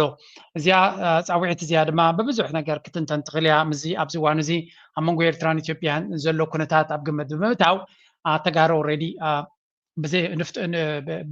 ብፕላን እንድዩ ደይ መደይሉ ዝገበረ እዩ አብይ አሕመድ ልክዕ ከምታ ዝደለያ ኮይናትሉላ ተጋሩ ኣይኮነን ከም ኢሊት ወዲቆም ጥራይ ዘይኮነስ ከም ክልል ወዲቆም ጥራይ ዘይኮነስ ኣብ ውሽጦም ዘሎ ባእሲ ኣብ እግሩ ተንበርኪኾም በጃኻ ዕረቐና ኣመሳስለና ያ ኮይና ዘላ ስለዚ ኮምፕሊትሊ ኣብ ኢዱ ወዲቆም እዮም እቲ ናይ ትግራይ ንአብይ አሕመድ ሓደ ካብቲ ስግኣት ኣብ ስልጣኑ ዝነበረ ኢሊት ናይ ትግራይ ነይሩ እቲ ናይ ትግራይ ክልል እቲ ኢሊት ናቱ እዩ ኢሊት ናቱ ድማ ወዲ እዩ ተረኽሚሽ ኦልሬዲ ስለዚ አብይ አሕመድ ሓንቲ ቀዳመይቲ ነጥብናቱ ሙሉእ ብሙሉእ ከም ዝሃረመ ኮይኑ ይስምዓና ስለምንታይ እቶም ንዑ ከስግዎ ዝኽእሉ ዝበሃሉ ዝነበሩ ብምሎም ንሓትሕዶም ተቆሳሲሎም ኦርጋናይዝ ኮይኖም ሓያል ክኾኑ ዝግብኦም ኣብ ንሓትሕዶም ስለዝተበላልዑ ንዑ ብፍጹም ስጋት ክፈጥርዎ ይክእሉን እዮም ሕጂ እውን ከይዱ ንዑ ብዝምችኦ መንገዲ ኩሎም ዘስግዎ ተኮይኑ ካልኦት ነገር ክቅይር ክፍትን እዩ ወይ እውን እቶም ኣብ ቅድሚት ዘምፅኦም ሙሉእ ብሙሉእ ኣብ ትሕቲኡ ክግዝኡ ምዃኖም ከደምትናቱ ክኾኑ ምዃኖም ገይሩ እዩ ከብሎም ስለዚ እቲ ናይ ትግራይ ኤሊት ኣብ ትግራይ ዝመደቦ መንገዲ ፕላን ናይ ኣቢ ሙሉእ ብሙሉእ ዝሰርሐ ዝመስል ሰራዊት ዕጥቁ ይፈታሕ ኣሎ ሰራዊትን ህዝብን እቲ ፖለቲከኛታትን ንሓትሕዶም ይባልዑ ኣለው እዚኣ ድማ እታ ፕላን ኣቢ እቲ ካብ ሰሜን ክመፅእ ዝኽእል ካብ ትግራይ ክመፅእ ዝኽእል ስጋት ተረኽሚሽሉ ኣሎ ኣብ ኦሮሚያ ዝግበር ዘሎ ቃልሲ ገለ ምስኦም ስምምዕ ይገብር ከም ዘሎን ገለ ካብቲ ናይ ሸነ ሰራዊት ኩሉ ዲ ወላ ገሊኡ ዕጥቂ ውሪዱ ኣብ ኢትዮጵያ ኣብ ኢዱ ኣትዩ ከም ዘሎ እዩ ዝንገር ዘሎ ዕጥቂ ናይ መንግስቲ ኦሮሚያ ተሰማሚዖም እዩ ዝበሃል ዘሎ ካልእ ግንባር እውን ዝሕለሉ ኣሎ እቲ እንኮ ተሪፍዎ ዘሎ ግንባር እቲ ናይ ፋኖ ናይ ኣምሓራ ግንባር እዩ ስለዚ አብይ አሕመድ ሰለይ ትብል ዘላ ሃገር ናብ ሓደ ቅርፂ ከትሕዛ ዝፍትን ዘሎ እንተስ ንሱ እንተስ እቲ ኩነታት ስለዝገደደ ኣብ ገለ ነገር ክበፅሑ ይኽእሉ እዚ ማለት እጂ ወዲኦም ተዓሪቆም ማለት ኣይኮነን መዓት ዘይተፈትሐ ግድላት ኣብ መንጎም ኣለዎም ግን ኣትሊስት ኣቢ እዚያ ጉዳይ እዚኣ ንኣቢ ብለኩም ኣለኹ ናይ ትግራይ ጉዳይ ተቀሂማትሉ ናይ ኣምሓራ ድማ ዝኾነ መዕለብ እንተገይሩሉ ናይ ኦሮሞ እንተደቂስሉ ኣቢ ንጉስ ክኸውን እዩ ነቲ ፓወር ናቱ ክወዳድሮ ዝኽእል ሰብ ክህሉ ይኮነን ኩላቶም ፈቲኖም መይቶም ማለት እዩ ኦልሬዲ so this makes him ንዑ uniquely በፍሉይ ሓይሊ ንክህልዎን በቲ ድማ ዘንፀባረቕ ዓወታት ወይ እውን ህንፃታት ስለዝገብር ዘሎ ፍላሽ ነገራት ይገብር ዘሎ ስለዝገብር ዘሎ ነቶም ህዝቢ እንታይ ይገብረሎም ኣሎ ኣነ ምዕባለ ከምፃላ ዝኽእለን ኢትዮጵያ ብፍሉይ ነገርና ፍሉይ መድረክ ካብፅሓ ዝኽእል መራሒ እየ ስለዝብል ዘሎ I think ብኩሉ ነገር እዚ ጉዳይ እዚ እንድሕሪ ከም ዘለዎ ኩሉ በቦቱ ሒዝሉ ኣብ ንጉስ ክኸውን እዩ maybe ካልኣይ ንጉስ ናይ ብሕራይ ስላሴ ሓድሽ ንጉስ ኢሎም ንምምራቅ ክዳለው ኣለዎም ባህላ ያነ በዚ ኣነ ዝሪኦ ዘለኹ እንድሕሪ እዚ ኩነታት እዚ ፋኖ እንድሕሪ ፋኖ ንኣብነት ሓይሊ ኣለዎ እዩ ዝበሃል ቀፃሊ ከምዚ ዓይነት ናይ ፋኖ ሰራዊት ከምዚ ሓደ ነገር ከሪእኩም ኣብዚ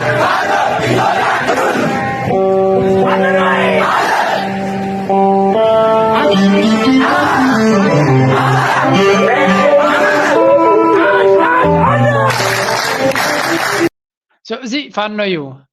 ከምዚ ዓይነት ሰራዊት ተኣኪቦም ኣብ ሓደ ቦታ ኣብ ሓደ ከባቢ ኣብ ሓደ ክልል ኣብ ሓደ ከተማ ገለ መለ ኣለዉ ከምዚ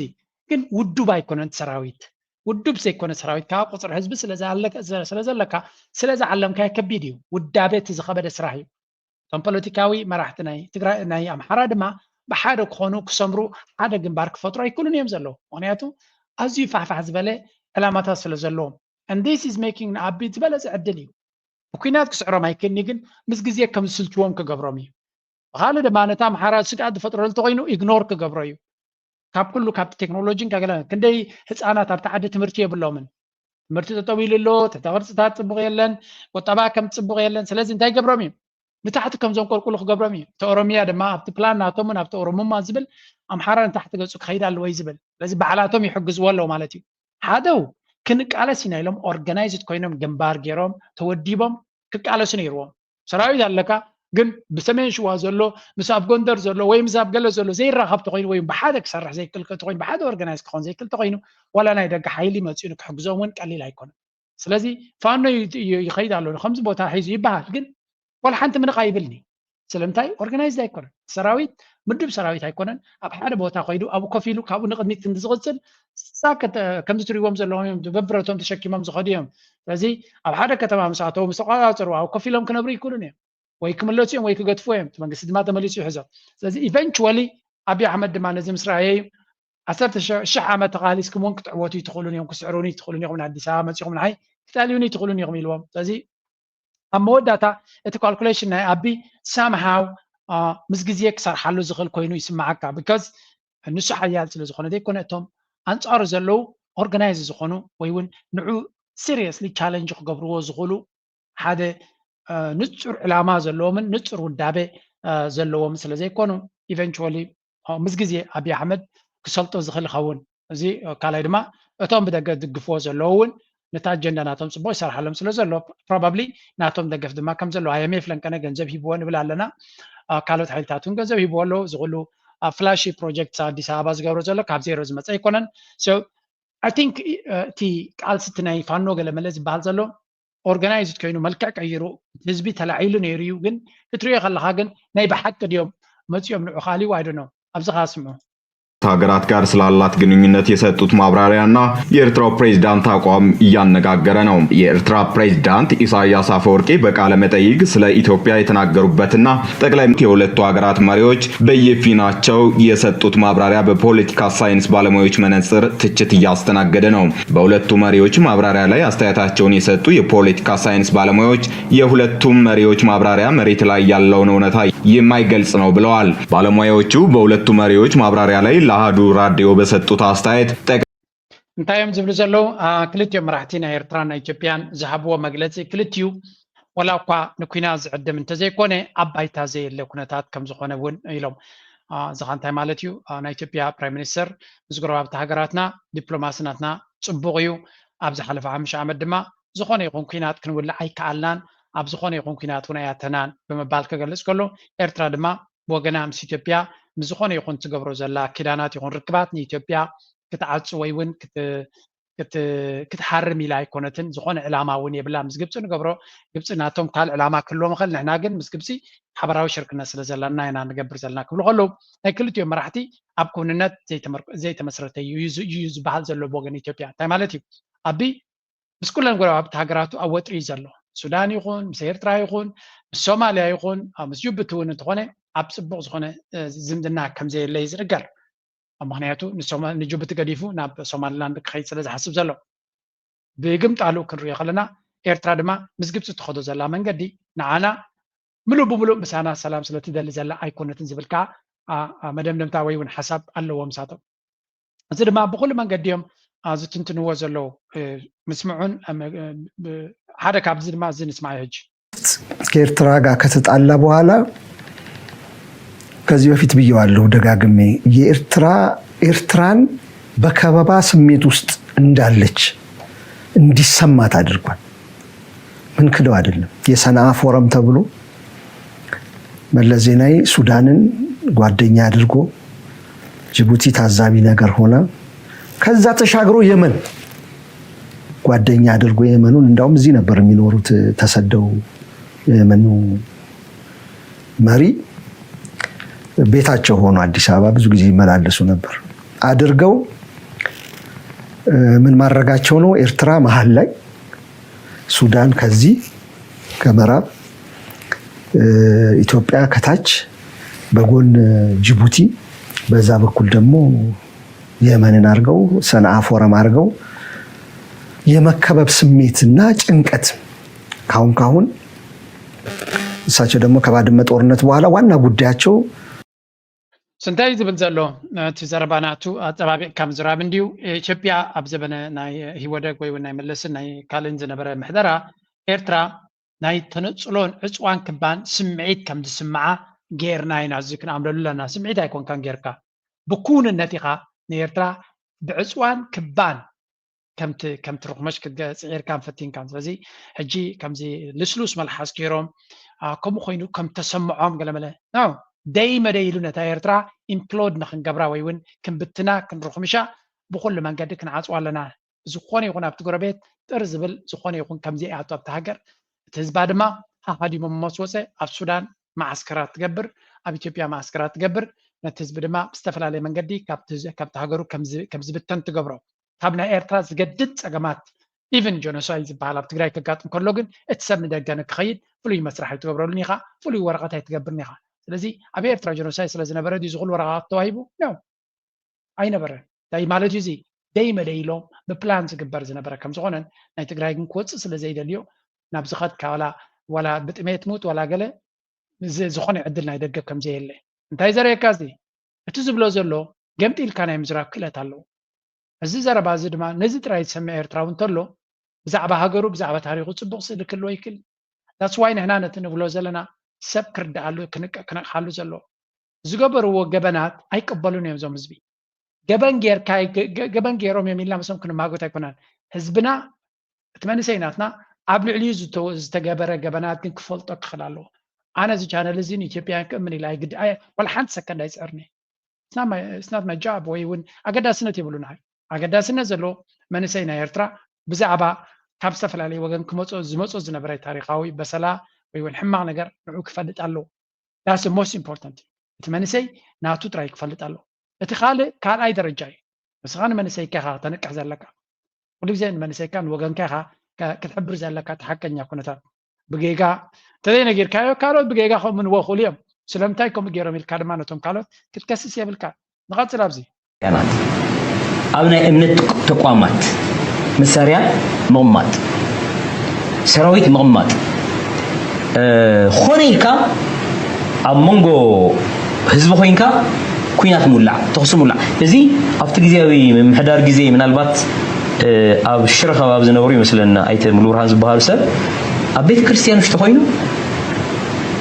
ጋቢ ተኸዲኑ ብውሽጢ ብረት ዝዓጠቐ ሰብ ካብ ቤተ ክርስቲያን ውሽጢ ኣብ ደገ ንዝሓልፉ ሰራዊት ናይ ኤርትራ ተኩሱ ንሓደ ይውቀ ምን ኢሉ ክመርፅ ይሕዝ ብፃዩ ዝሞተ ሰብ ብጅምላ ይኸውቃ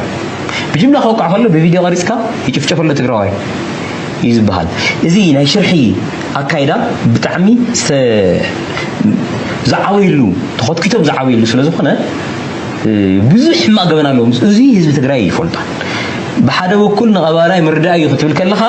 ትዝረአ ላዕለዋይ ነገር እዩ ህዝቢ ዝፈልጥ ክፈልጥ ዝግብኦ ነገር ዘይፈልጦ መዓት ኣሎ ንኣብነት ጥቅምቲ 24 ኣብ ሰራዊት ምክልኻል ጀምላዊ ጭፍጫፍ ክገብሩ ከለዉ ቀትሪ ሰራዊት ምክልኻል ኣንበጣ ክከላኸል ከም ዝወዓለ ህዝቢ ትግራይ ይፈልጥ እዩ እዚ ገሃድ እዩ ክውቃዕ ከሎ ወፂኦም ብሚድያ በምሓርኛ እዮም ተዛሪቦ ኾነ ኢሉ ተኣኒ እቲ ክፋእ እቲ ተንኮል ኩሉ ግዜ ክንፈልጦ ክንክእል ኣለና እዚ እቲ ሓቂ ኩሉ እቲ ዝገብርዎ ገይም ምዃኑ ኢቭል ሰይጣናዊ ትልምን ፕላንን ከም ዘለዎም ነቲ ሰራዊት ኣብ ሓደጋ እቲ ጆኖሳይድ ይደልይዎ ከም ዝነበሩ ብፕላን ይፈልጥዎ እዮም ምክንያቱ እቲ ናይ ሲኣይኤ ሶፍት ኣገባባት ስለ ዝኾነ እቲ ንዑ ከመይ ጌርካ ንሓደ ሃገር ንሓደ መንግስቲ ፀገም ትፈጥረሉ እገዳ ከም ዝቕፅል ትገብሮ ገለ እዚ ናይ ጆኖሳይድ ዝብል ገለመለ ሂማን ራይትስ ዝብሉ እቶም ቀንዲ ዝጥቀሙሎም ነገራት እዮም ነቲ ኣጀንዳ ናቶም ንምስላጥ ስለዚ ኮይኑ ተሪፉ ብኩናት ተዓዊቱ እቲ ናይ ትግራይ ፅቡቅ ተዘይተዓወተ ድማ እቲ ኣብ ኤርትራ ዘሎ መንግስቲ ጌም ክንገብረሉ ኢና ኣብቲ ጌም ከዓ ግድን ኣብ ዝኾነ ቦታ ኮይንካ ሰራዊት ሃሪምካ ይግሮ መልሲ ክበካዩ ሽዑ እታ ጌም ናይ ጆኖሳይድ ትብል ድማ ክትቅፅለልካ ትኽእል እንድሕሪ ኣብ ኣክሱም ዘሎ ቤተክርስትያን ጥራይ ኣብ ካልእ ዝነበረ ቤተክርስትያናት ዘይሃርምዎ ወይ እውን እቲ ህዝቢ ኣብ ካልእ ዝነበረ ዘይህረም እንታይ ኩሉ እዚ ጌም ምዃኑ ድሓኒኡ ኣብ ግዜ ትግራይ ዘውፅዎ እዚ ከም ጭብጢ ኢና ነቐምጦ ዘለና ኣብዚ ኩሉ ሰብ ክሰምዖ ኣሎ እቲ ናይ ስርቂ ግን እቲ ናይ ምትላል ግን ኣብ ውሽጦም ባዕሎም ዝብልዎ እዩ ሃዲሞም ኣዲስ ኣበባ እናሃለዉ ኢትዮጵያ እናሃለዉ እኮ ወርቅታት እኮ እዮም ዘርፉ ነይሮም ኣብ ቤንሻንጉል ጉሙዝ ህዝቢ ኢትዮጵያ ኡ ይብል ነይሩ ን30 ዓመት ኡ ይብል ነይሩ ይዘርፉና ኣለዉ ይቐትሉና ኣለዉ የሳቀዩና ኣለዉ ካብ መሬትና ይፈናቀሉና ኣለዉ ወርቅና ይዘርፍዎ ኣለዉ እናበለ ንሕና ሕዚ ናይ ማን ይመስለና ነይሩ ሓቂ ዘረባ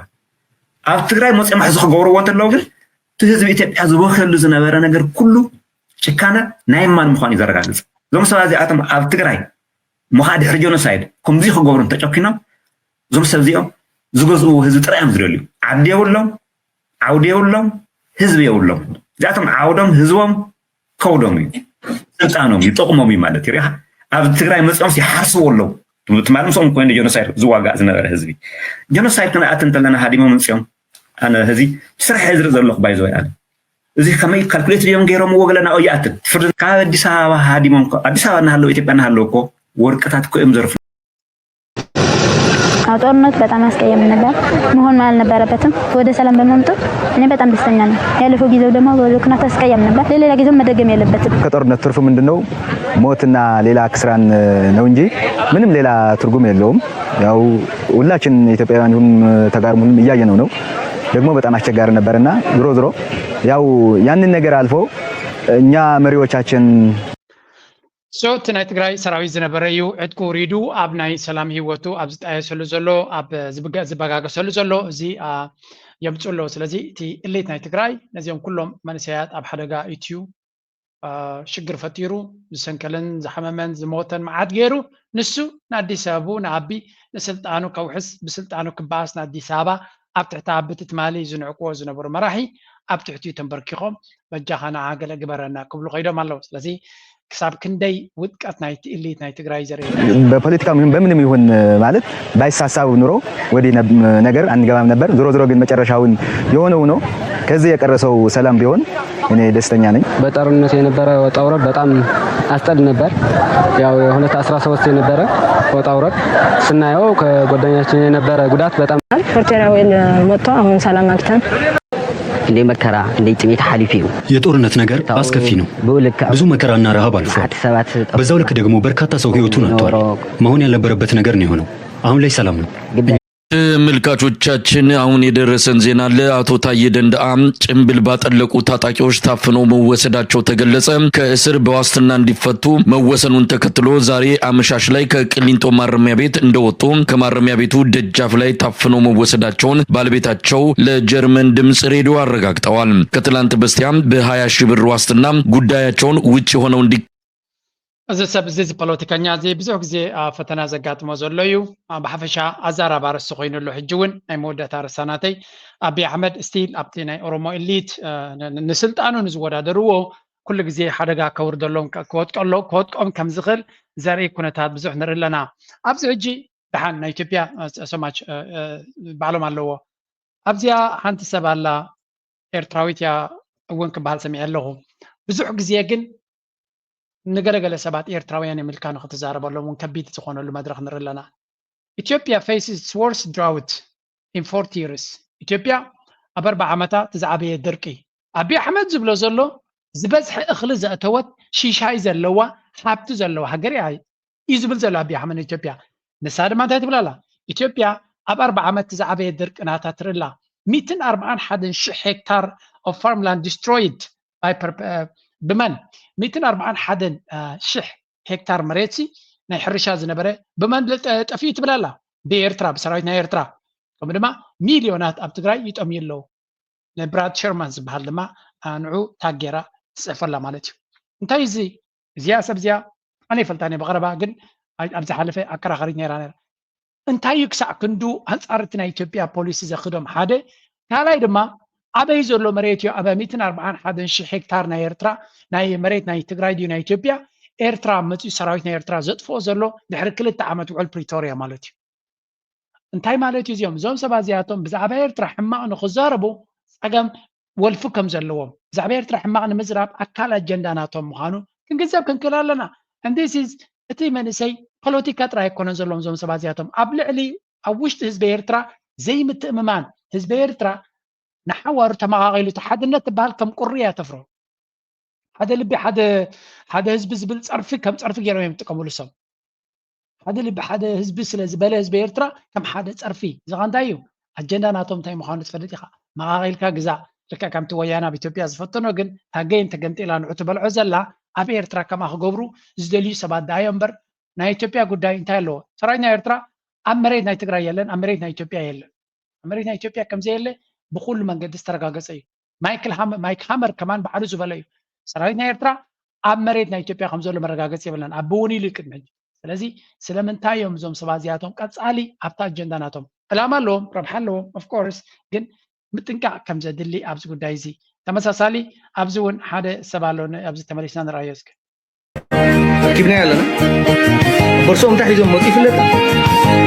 انت هاي تمالي موت يفلت هاي مرز لهم عين فلتنا يا ثلاث هاي الذي ما ينكاس تقول لك اخذ انكاس ساندويتش ولا كاخذ انكا قال ولا كاخذ قريبنا እንታይ እዮም ዝብሉ ዘለዉ እዚኦም ሕጂ ኣብ ገለ ሃገር እኳ ኣነ ካብ ፅቡቅ ኣይተኸታተልኩን መንእሰያት ኣብ ሆላንድ ድያ ኣብ ገለ ሃገር ናይ ኤውሮጳ ኩዕሶ ክፃወቱ ጀሚሮም بكتماتات مثلا سنافة مس عدغية مس أسمرة مس عدغالا مس بارنتو مس قالنا تبالي ما نسيت كسعات جميرون نبعلي زي كل رخينوام معناته تمندق خانسو مستينا هيك من سي مستي هاجري يزبزلو من سي كي تحوسو معناته تحويسو تناتو انفلونس كو قدليو he knows that نشتي دوب كفتر خلالو كسرع عند رخينو انت تحويسو نزنا يصل بروباغندا ناتو كسمع زغل سبيلن نجيرو دما بايا زلا سلطان وانتي زنبها وقاز نبر سلطان عم مفل لاي نيرو برا حدنت هيكونن ترجمون لهم ياتي نسو زفاليو حزب دما مستناي تግራይ حويسو ابيو تي اجندا ناتو نيرو ካብ ትግራይ ተፈልይሉ ትግራይ ኪድ ረሓቁልና ኢሎም እዮም ተጋሩ እቲ ናትኩም ፖለቲካ ኪድ ኣብ ጅባኹም እትዎ ተደሊኹም ኣብ ዓድኹም ናትኩም ግበር ኢሎም ኣብቲ ዓዲ ምስ መፀ ድማ እቲ ህዝቢ እቲ መንእሰይ ክዕረቕ ይደሊ ኣሎ እቲ ፍልሊ ኣሰልቺዎ መንደቕ ናይ ፍልሊ ገይሮም ናይ ሰላም ሰባኽቲ ኮይኖም እዮም ያይ ኣብ ዳሳት ክሃርሙ ኸይዶም እቲ መንእሰይ ኣብ ፈቐዱ እስር ቤታት ከኣቱ ብፖሊስ ይህደን ኣሎ ፖሊስ ናይ ጀርመን ናይ ሆላንድ ይሃድን ኣሎ ስለዚ እቲ ፅልም ባእስን ፋይዳ ከም ዘይብሉ ርኢ እቲ መንእሰይ ኩዕሶ ክንፃወት ኢና ከም ፖለቲካ ባልፈልጥ ግን ስፖርት ክንፃወት ኢና ምስ በለ ዘይምትእምማን ንምፍጣር እንታይ ገብር ኣሎ እዚ ስምዒ ሒዞም ኢልኩም ክመፁ ክእሉ እዮም እንታይ ክትገብር ካብ ናዮም ትሰቲ መጀመርያ ማለት እዩ እንድሕር ክሳብ ክንውት ጥርጥሮም ተኮይንካ ካልኣይ ካስ እቶም ኩዕሶ ዝፃወቱ ከምዚ ናትካ ርእሲ የብሎምን እቶም ኩዕሶ ዝፃወቱ ስፖርተኛታት ጥዑይ ርእሲ እዩ ዘለዎ ስፖርት ዝገብር ሰብ ፖዚቲቭ ኣጠማምታ እዩ ዘለዎ ኣብ ሂወት ከምዚ ዓይነት ተንኮል ኣይሓስብን እዩ ኣይ ቲንክ ኣብ ቅድሚ ሕጂ ቪድዮ ምፅርኩም ነይረ ካበይ ከም ዝተበገሰት ሕጂ ተረዲኒ እታ መልስናቱ ሕጂ ተዛሪበ ነይረ እዞም ሰባት ቀንዕና የብሎምን ኢለ ነይረ ወላ ሓንቲ ቀንዕና የብሎምን እንታይ ንምባለ ኣነ ንባዕለ ሲ ኣብ መንጎ ኤርትራውያን ተጋሩን ብኸመይ ክዕረቑ ከም ዝኽእሉ ለስ ቪድዮ ሓደ እዋን ተዛሪበ ነይረ ሰሪሐ ነይረ ክንፈጥር ንኽእል ኢና ኢለ ተዛሪበ ነይረ ብቕንዕና ማለት እዩ ሕጂ እንታይ ንምባለ እዞም ሰባት እዚኦም ኣብ መንጎ ተጋሩን ኤርትራውያን ትፅእለ ተሰይር እዩ ሴርናዮ ናይ ኢሎም ኣደንቁር ኣቢሎምና ሕጂ እሶም ትፅእለ ተሰይርናዮ ዝብሉ ገለ ዝብልዎ ነቲ ኣሽሙ እዩ ነቲ ዕርቂ ዝብል ስም እንዲኦም ሂቦሞ ግን ምግምጣል እዩ ክልተ ቆልዑት ይቃለሱ እሞ ትፈላለዮም እዚ ዕርቂ ወይ ከዓ ተተሓቋቑፎም ነቲ ብታሕቲ ዘሎ ብላዕሊ እንድሕር ትገብሮ ፈቲንካ ግን ዕርቂ ይኮነን እዚ ትግምጥሎ ኢኻ ዘሎ ዘራይ እዩ ዝበሃል ዘራይ ኮንካ ኢኻ መፂኻ ነቲ ሓደ ሃሪምካዮ ዘለኻ ብሓፈሻ ትክክለኛ ነዚኦም ተንኮለኛታት ሰባት ንምግላፅ ዝተጠቀመላ ቪድዮ ነይራ ኣብ ካልእ ግዜ ሪኢና ነርና ስለዚ ክህመል የብሉ እቲ መንእሰይ ጥራይና ክንብል ንኽእል ስፖርትን ብዛዕባ ኤርትራ መን እዩ ኤርትራዊ መን እዩ ኤርትራዊ ዘይኮነ እዚ ፖለቲሳይዚንግ ኤርትራ ማይግሬሽንስ ኢልና ዶኩመንተሪ ፊልም ነውፅእ ፀኒሕና ዳዓዘርና ቲቪ ኢና ክንዛረቡ ፀኒሕና ለንቅነ ሜልዴይል ዝወፃቶ 34 መዓልቲ እውን ሓደ ጋዜጣ ኣውፅኣ ነይራ ብዛዕባ ኢትዮጵያውያን ሱዳናውያን ካልኦት ሓሌታት ብሽም ኤርትራ ኣሳይሎም ዝሓቱ ኣብዚ እውን ብቐፃሊ ካልኦት ሓሌታት ኤርትራውያን ዘይኮኑ እውን ካብ ሆም ኦፊስ ተሰዲኑ ናብ ከምኩም መፁ እዮም ነዚኦም ኣብ ምልላይ ፀገም ከም ዘይብልኩም ፈልጥ እየ ምስ ምሉ ተመክሮኹም እስኪ ካብቲ ተመክሮኻ ካብቲ ኣእሰምትኻ እንታይ ክትከፋልና ትኽእል ምዚ ሕጂ በርኒንግ ፖይንት ኮይኑ ዘሎ ምዚ ናይ ሜል ዴል ምዞም ጋዜጠኛታት ንዛረበሉ ዘለና ጉዳይ እዩ እንታይ ክትብለኒ ትኽእል ቀፃሊ ኢና ንዛርቦ ትጋገዩ ኣለኹም እዞም ትብልዎም ዘለኹም ቁፅሪ ኤርትራውያን መዓት ህዝቢ ዝኣቱ ዘሎ ኤርትራዊ ጌጋ እዩ ብዙሓት ኢትዮጵያውያን ኣለዉ ብፍላይ እናትና ቋንቋ ተዛረብቲ ተጋሩ ኣለዉ ሶማል ኣለዉ ካብ ኣፍሪቃ ከይተረፉ ንዓና ዘይመስሉ እውን ኣለዉ ኢልና ቀፃሊ ሓበሬታ ኢና ክንቦም ፀኒሕና ብዙሕ ኣብቲ መጀመርያ ይሰምዑና ነዮም ነይሮም ኣብቲ ካልኣይ ስቴጅ ግን ሓደ ስምምዕ ጌርና ብሶም ኦፊስ እንታይ ስምምዕ ጌርና እሞ ዝጠርጠርናዮም ክንሰደልኩም ዶ ተረጋግፁልና ፅቡቅ ንሓደ ኤርትራዊ ዜጋ ምፍላይ መዓሲ ኢና ኢልና ዳርጋ دارجة بزحتهم دموصنا معلتاوي نحدا السب كان إحنا نحسينينا دملأ فورم الله نتا فورم ملأ نيميغريشن نسدا كتخانتهم ساينهو مالنا أنتم هوم أوفيس زي إيرتراو خمسة كنا نراجع صلكم نقولهم مخنياتو والحنتي أو بزح مسكلا وحتتات الله إيرتراو ديو أيكونا نادر الشقة غربيتكا أبوها أديها مبوكل عدها زمتكا أموها حاتنا خاز بالله أو حاجة حاتنا مويتا أموي مويتا أسمات غرابتي مويتهم بملو تسبنعوز فلطس مويتو تايتو له الجزي كساب غربيتنا أنا فقد الله نقرنا غربيت كلهم توم سخم زحتتكم هم تميتهم قدايناتو دما ميتا مالتيو غربيت كنقرنا لذي أبزيك أتهم التحبار نقبر لنا دارجا هوم أوفيس حجنا بانا لا تصقعهم زمصو زلو زي حجي لنكنا استسمع زيادة نتحكي ناتنا زبز حسب زي باسم إيرترا وقبلوه سلزنورو باسم إيرترا استفلا زيجاتاتنا زيجنتنا شيء نير مالتي بزقات عملوا كلهم زيجاتات كحبرهم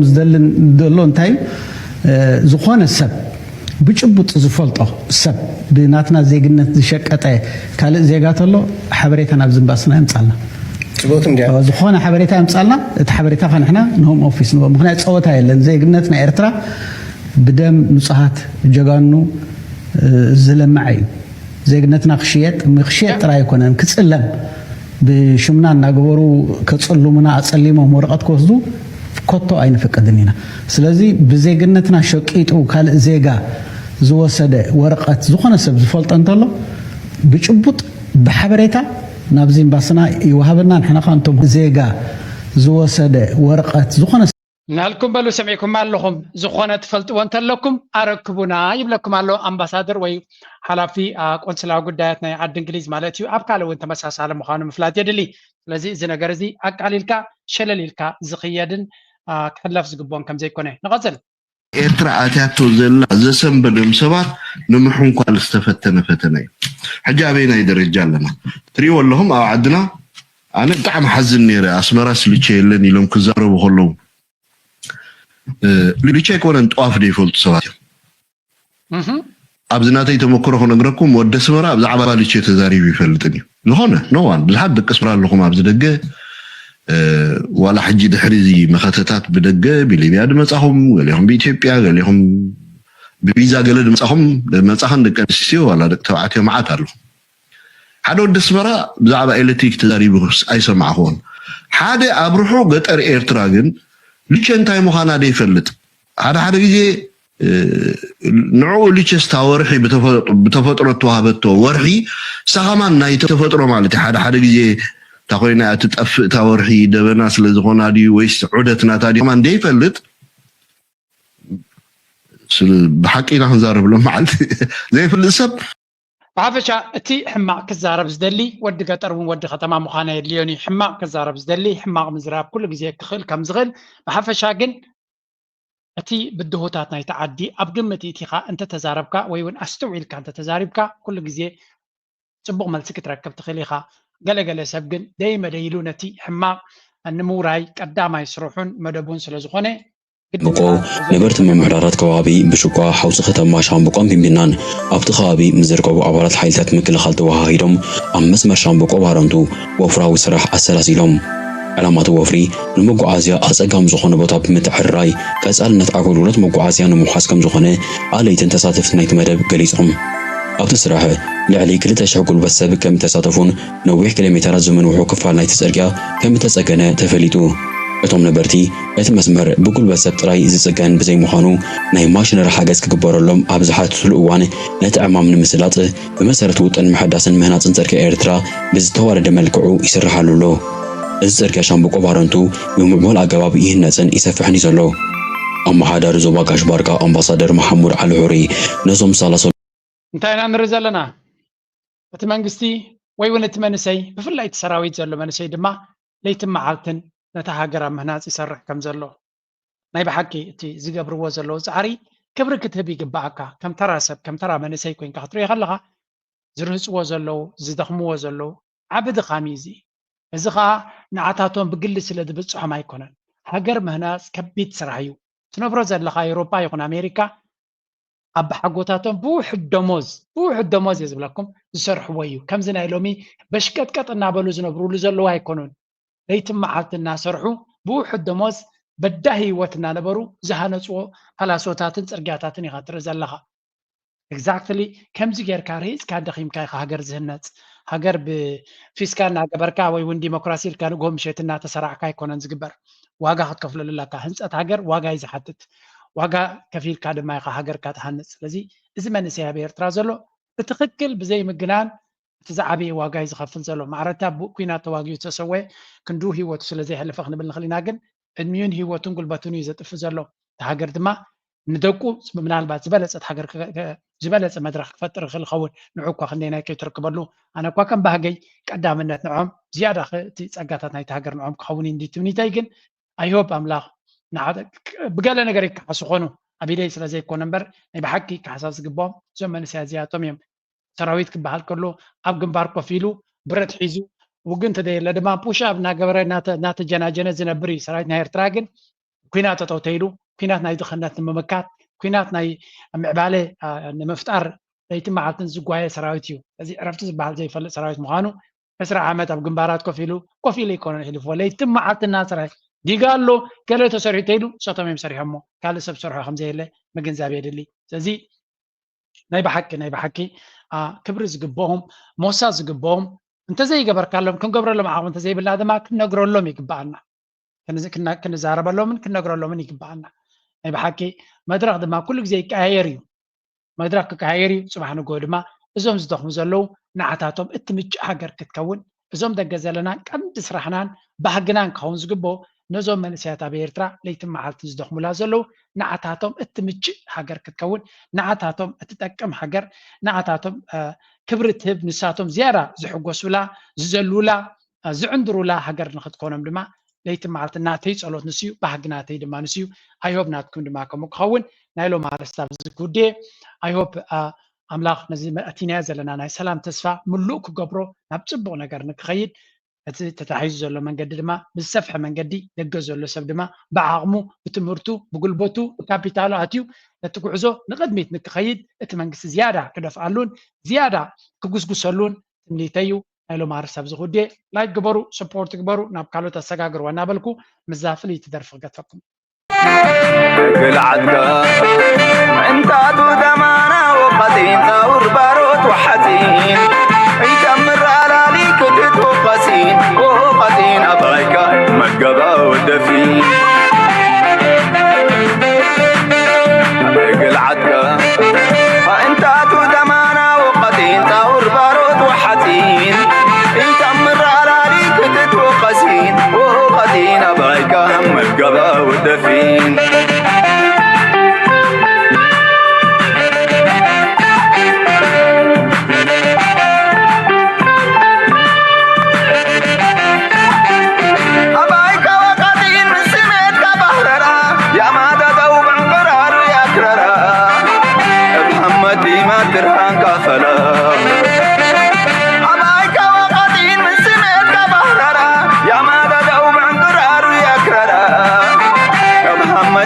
ترحان كفلا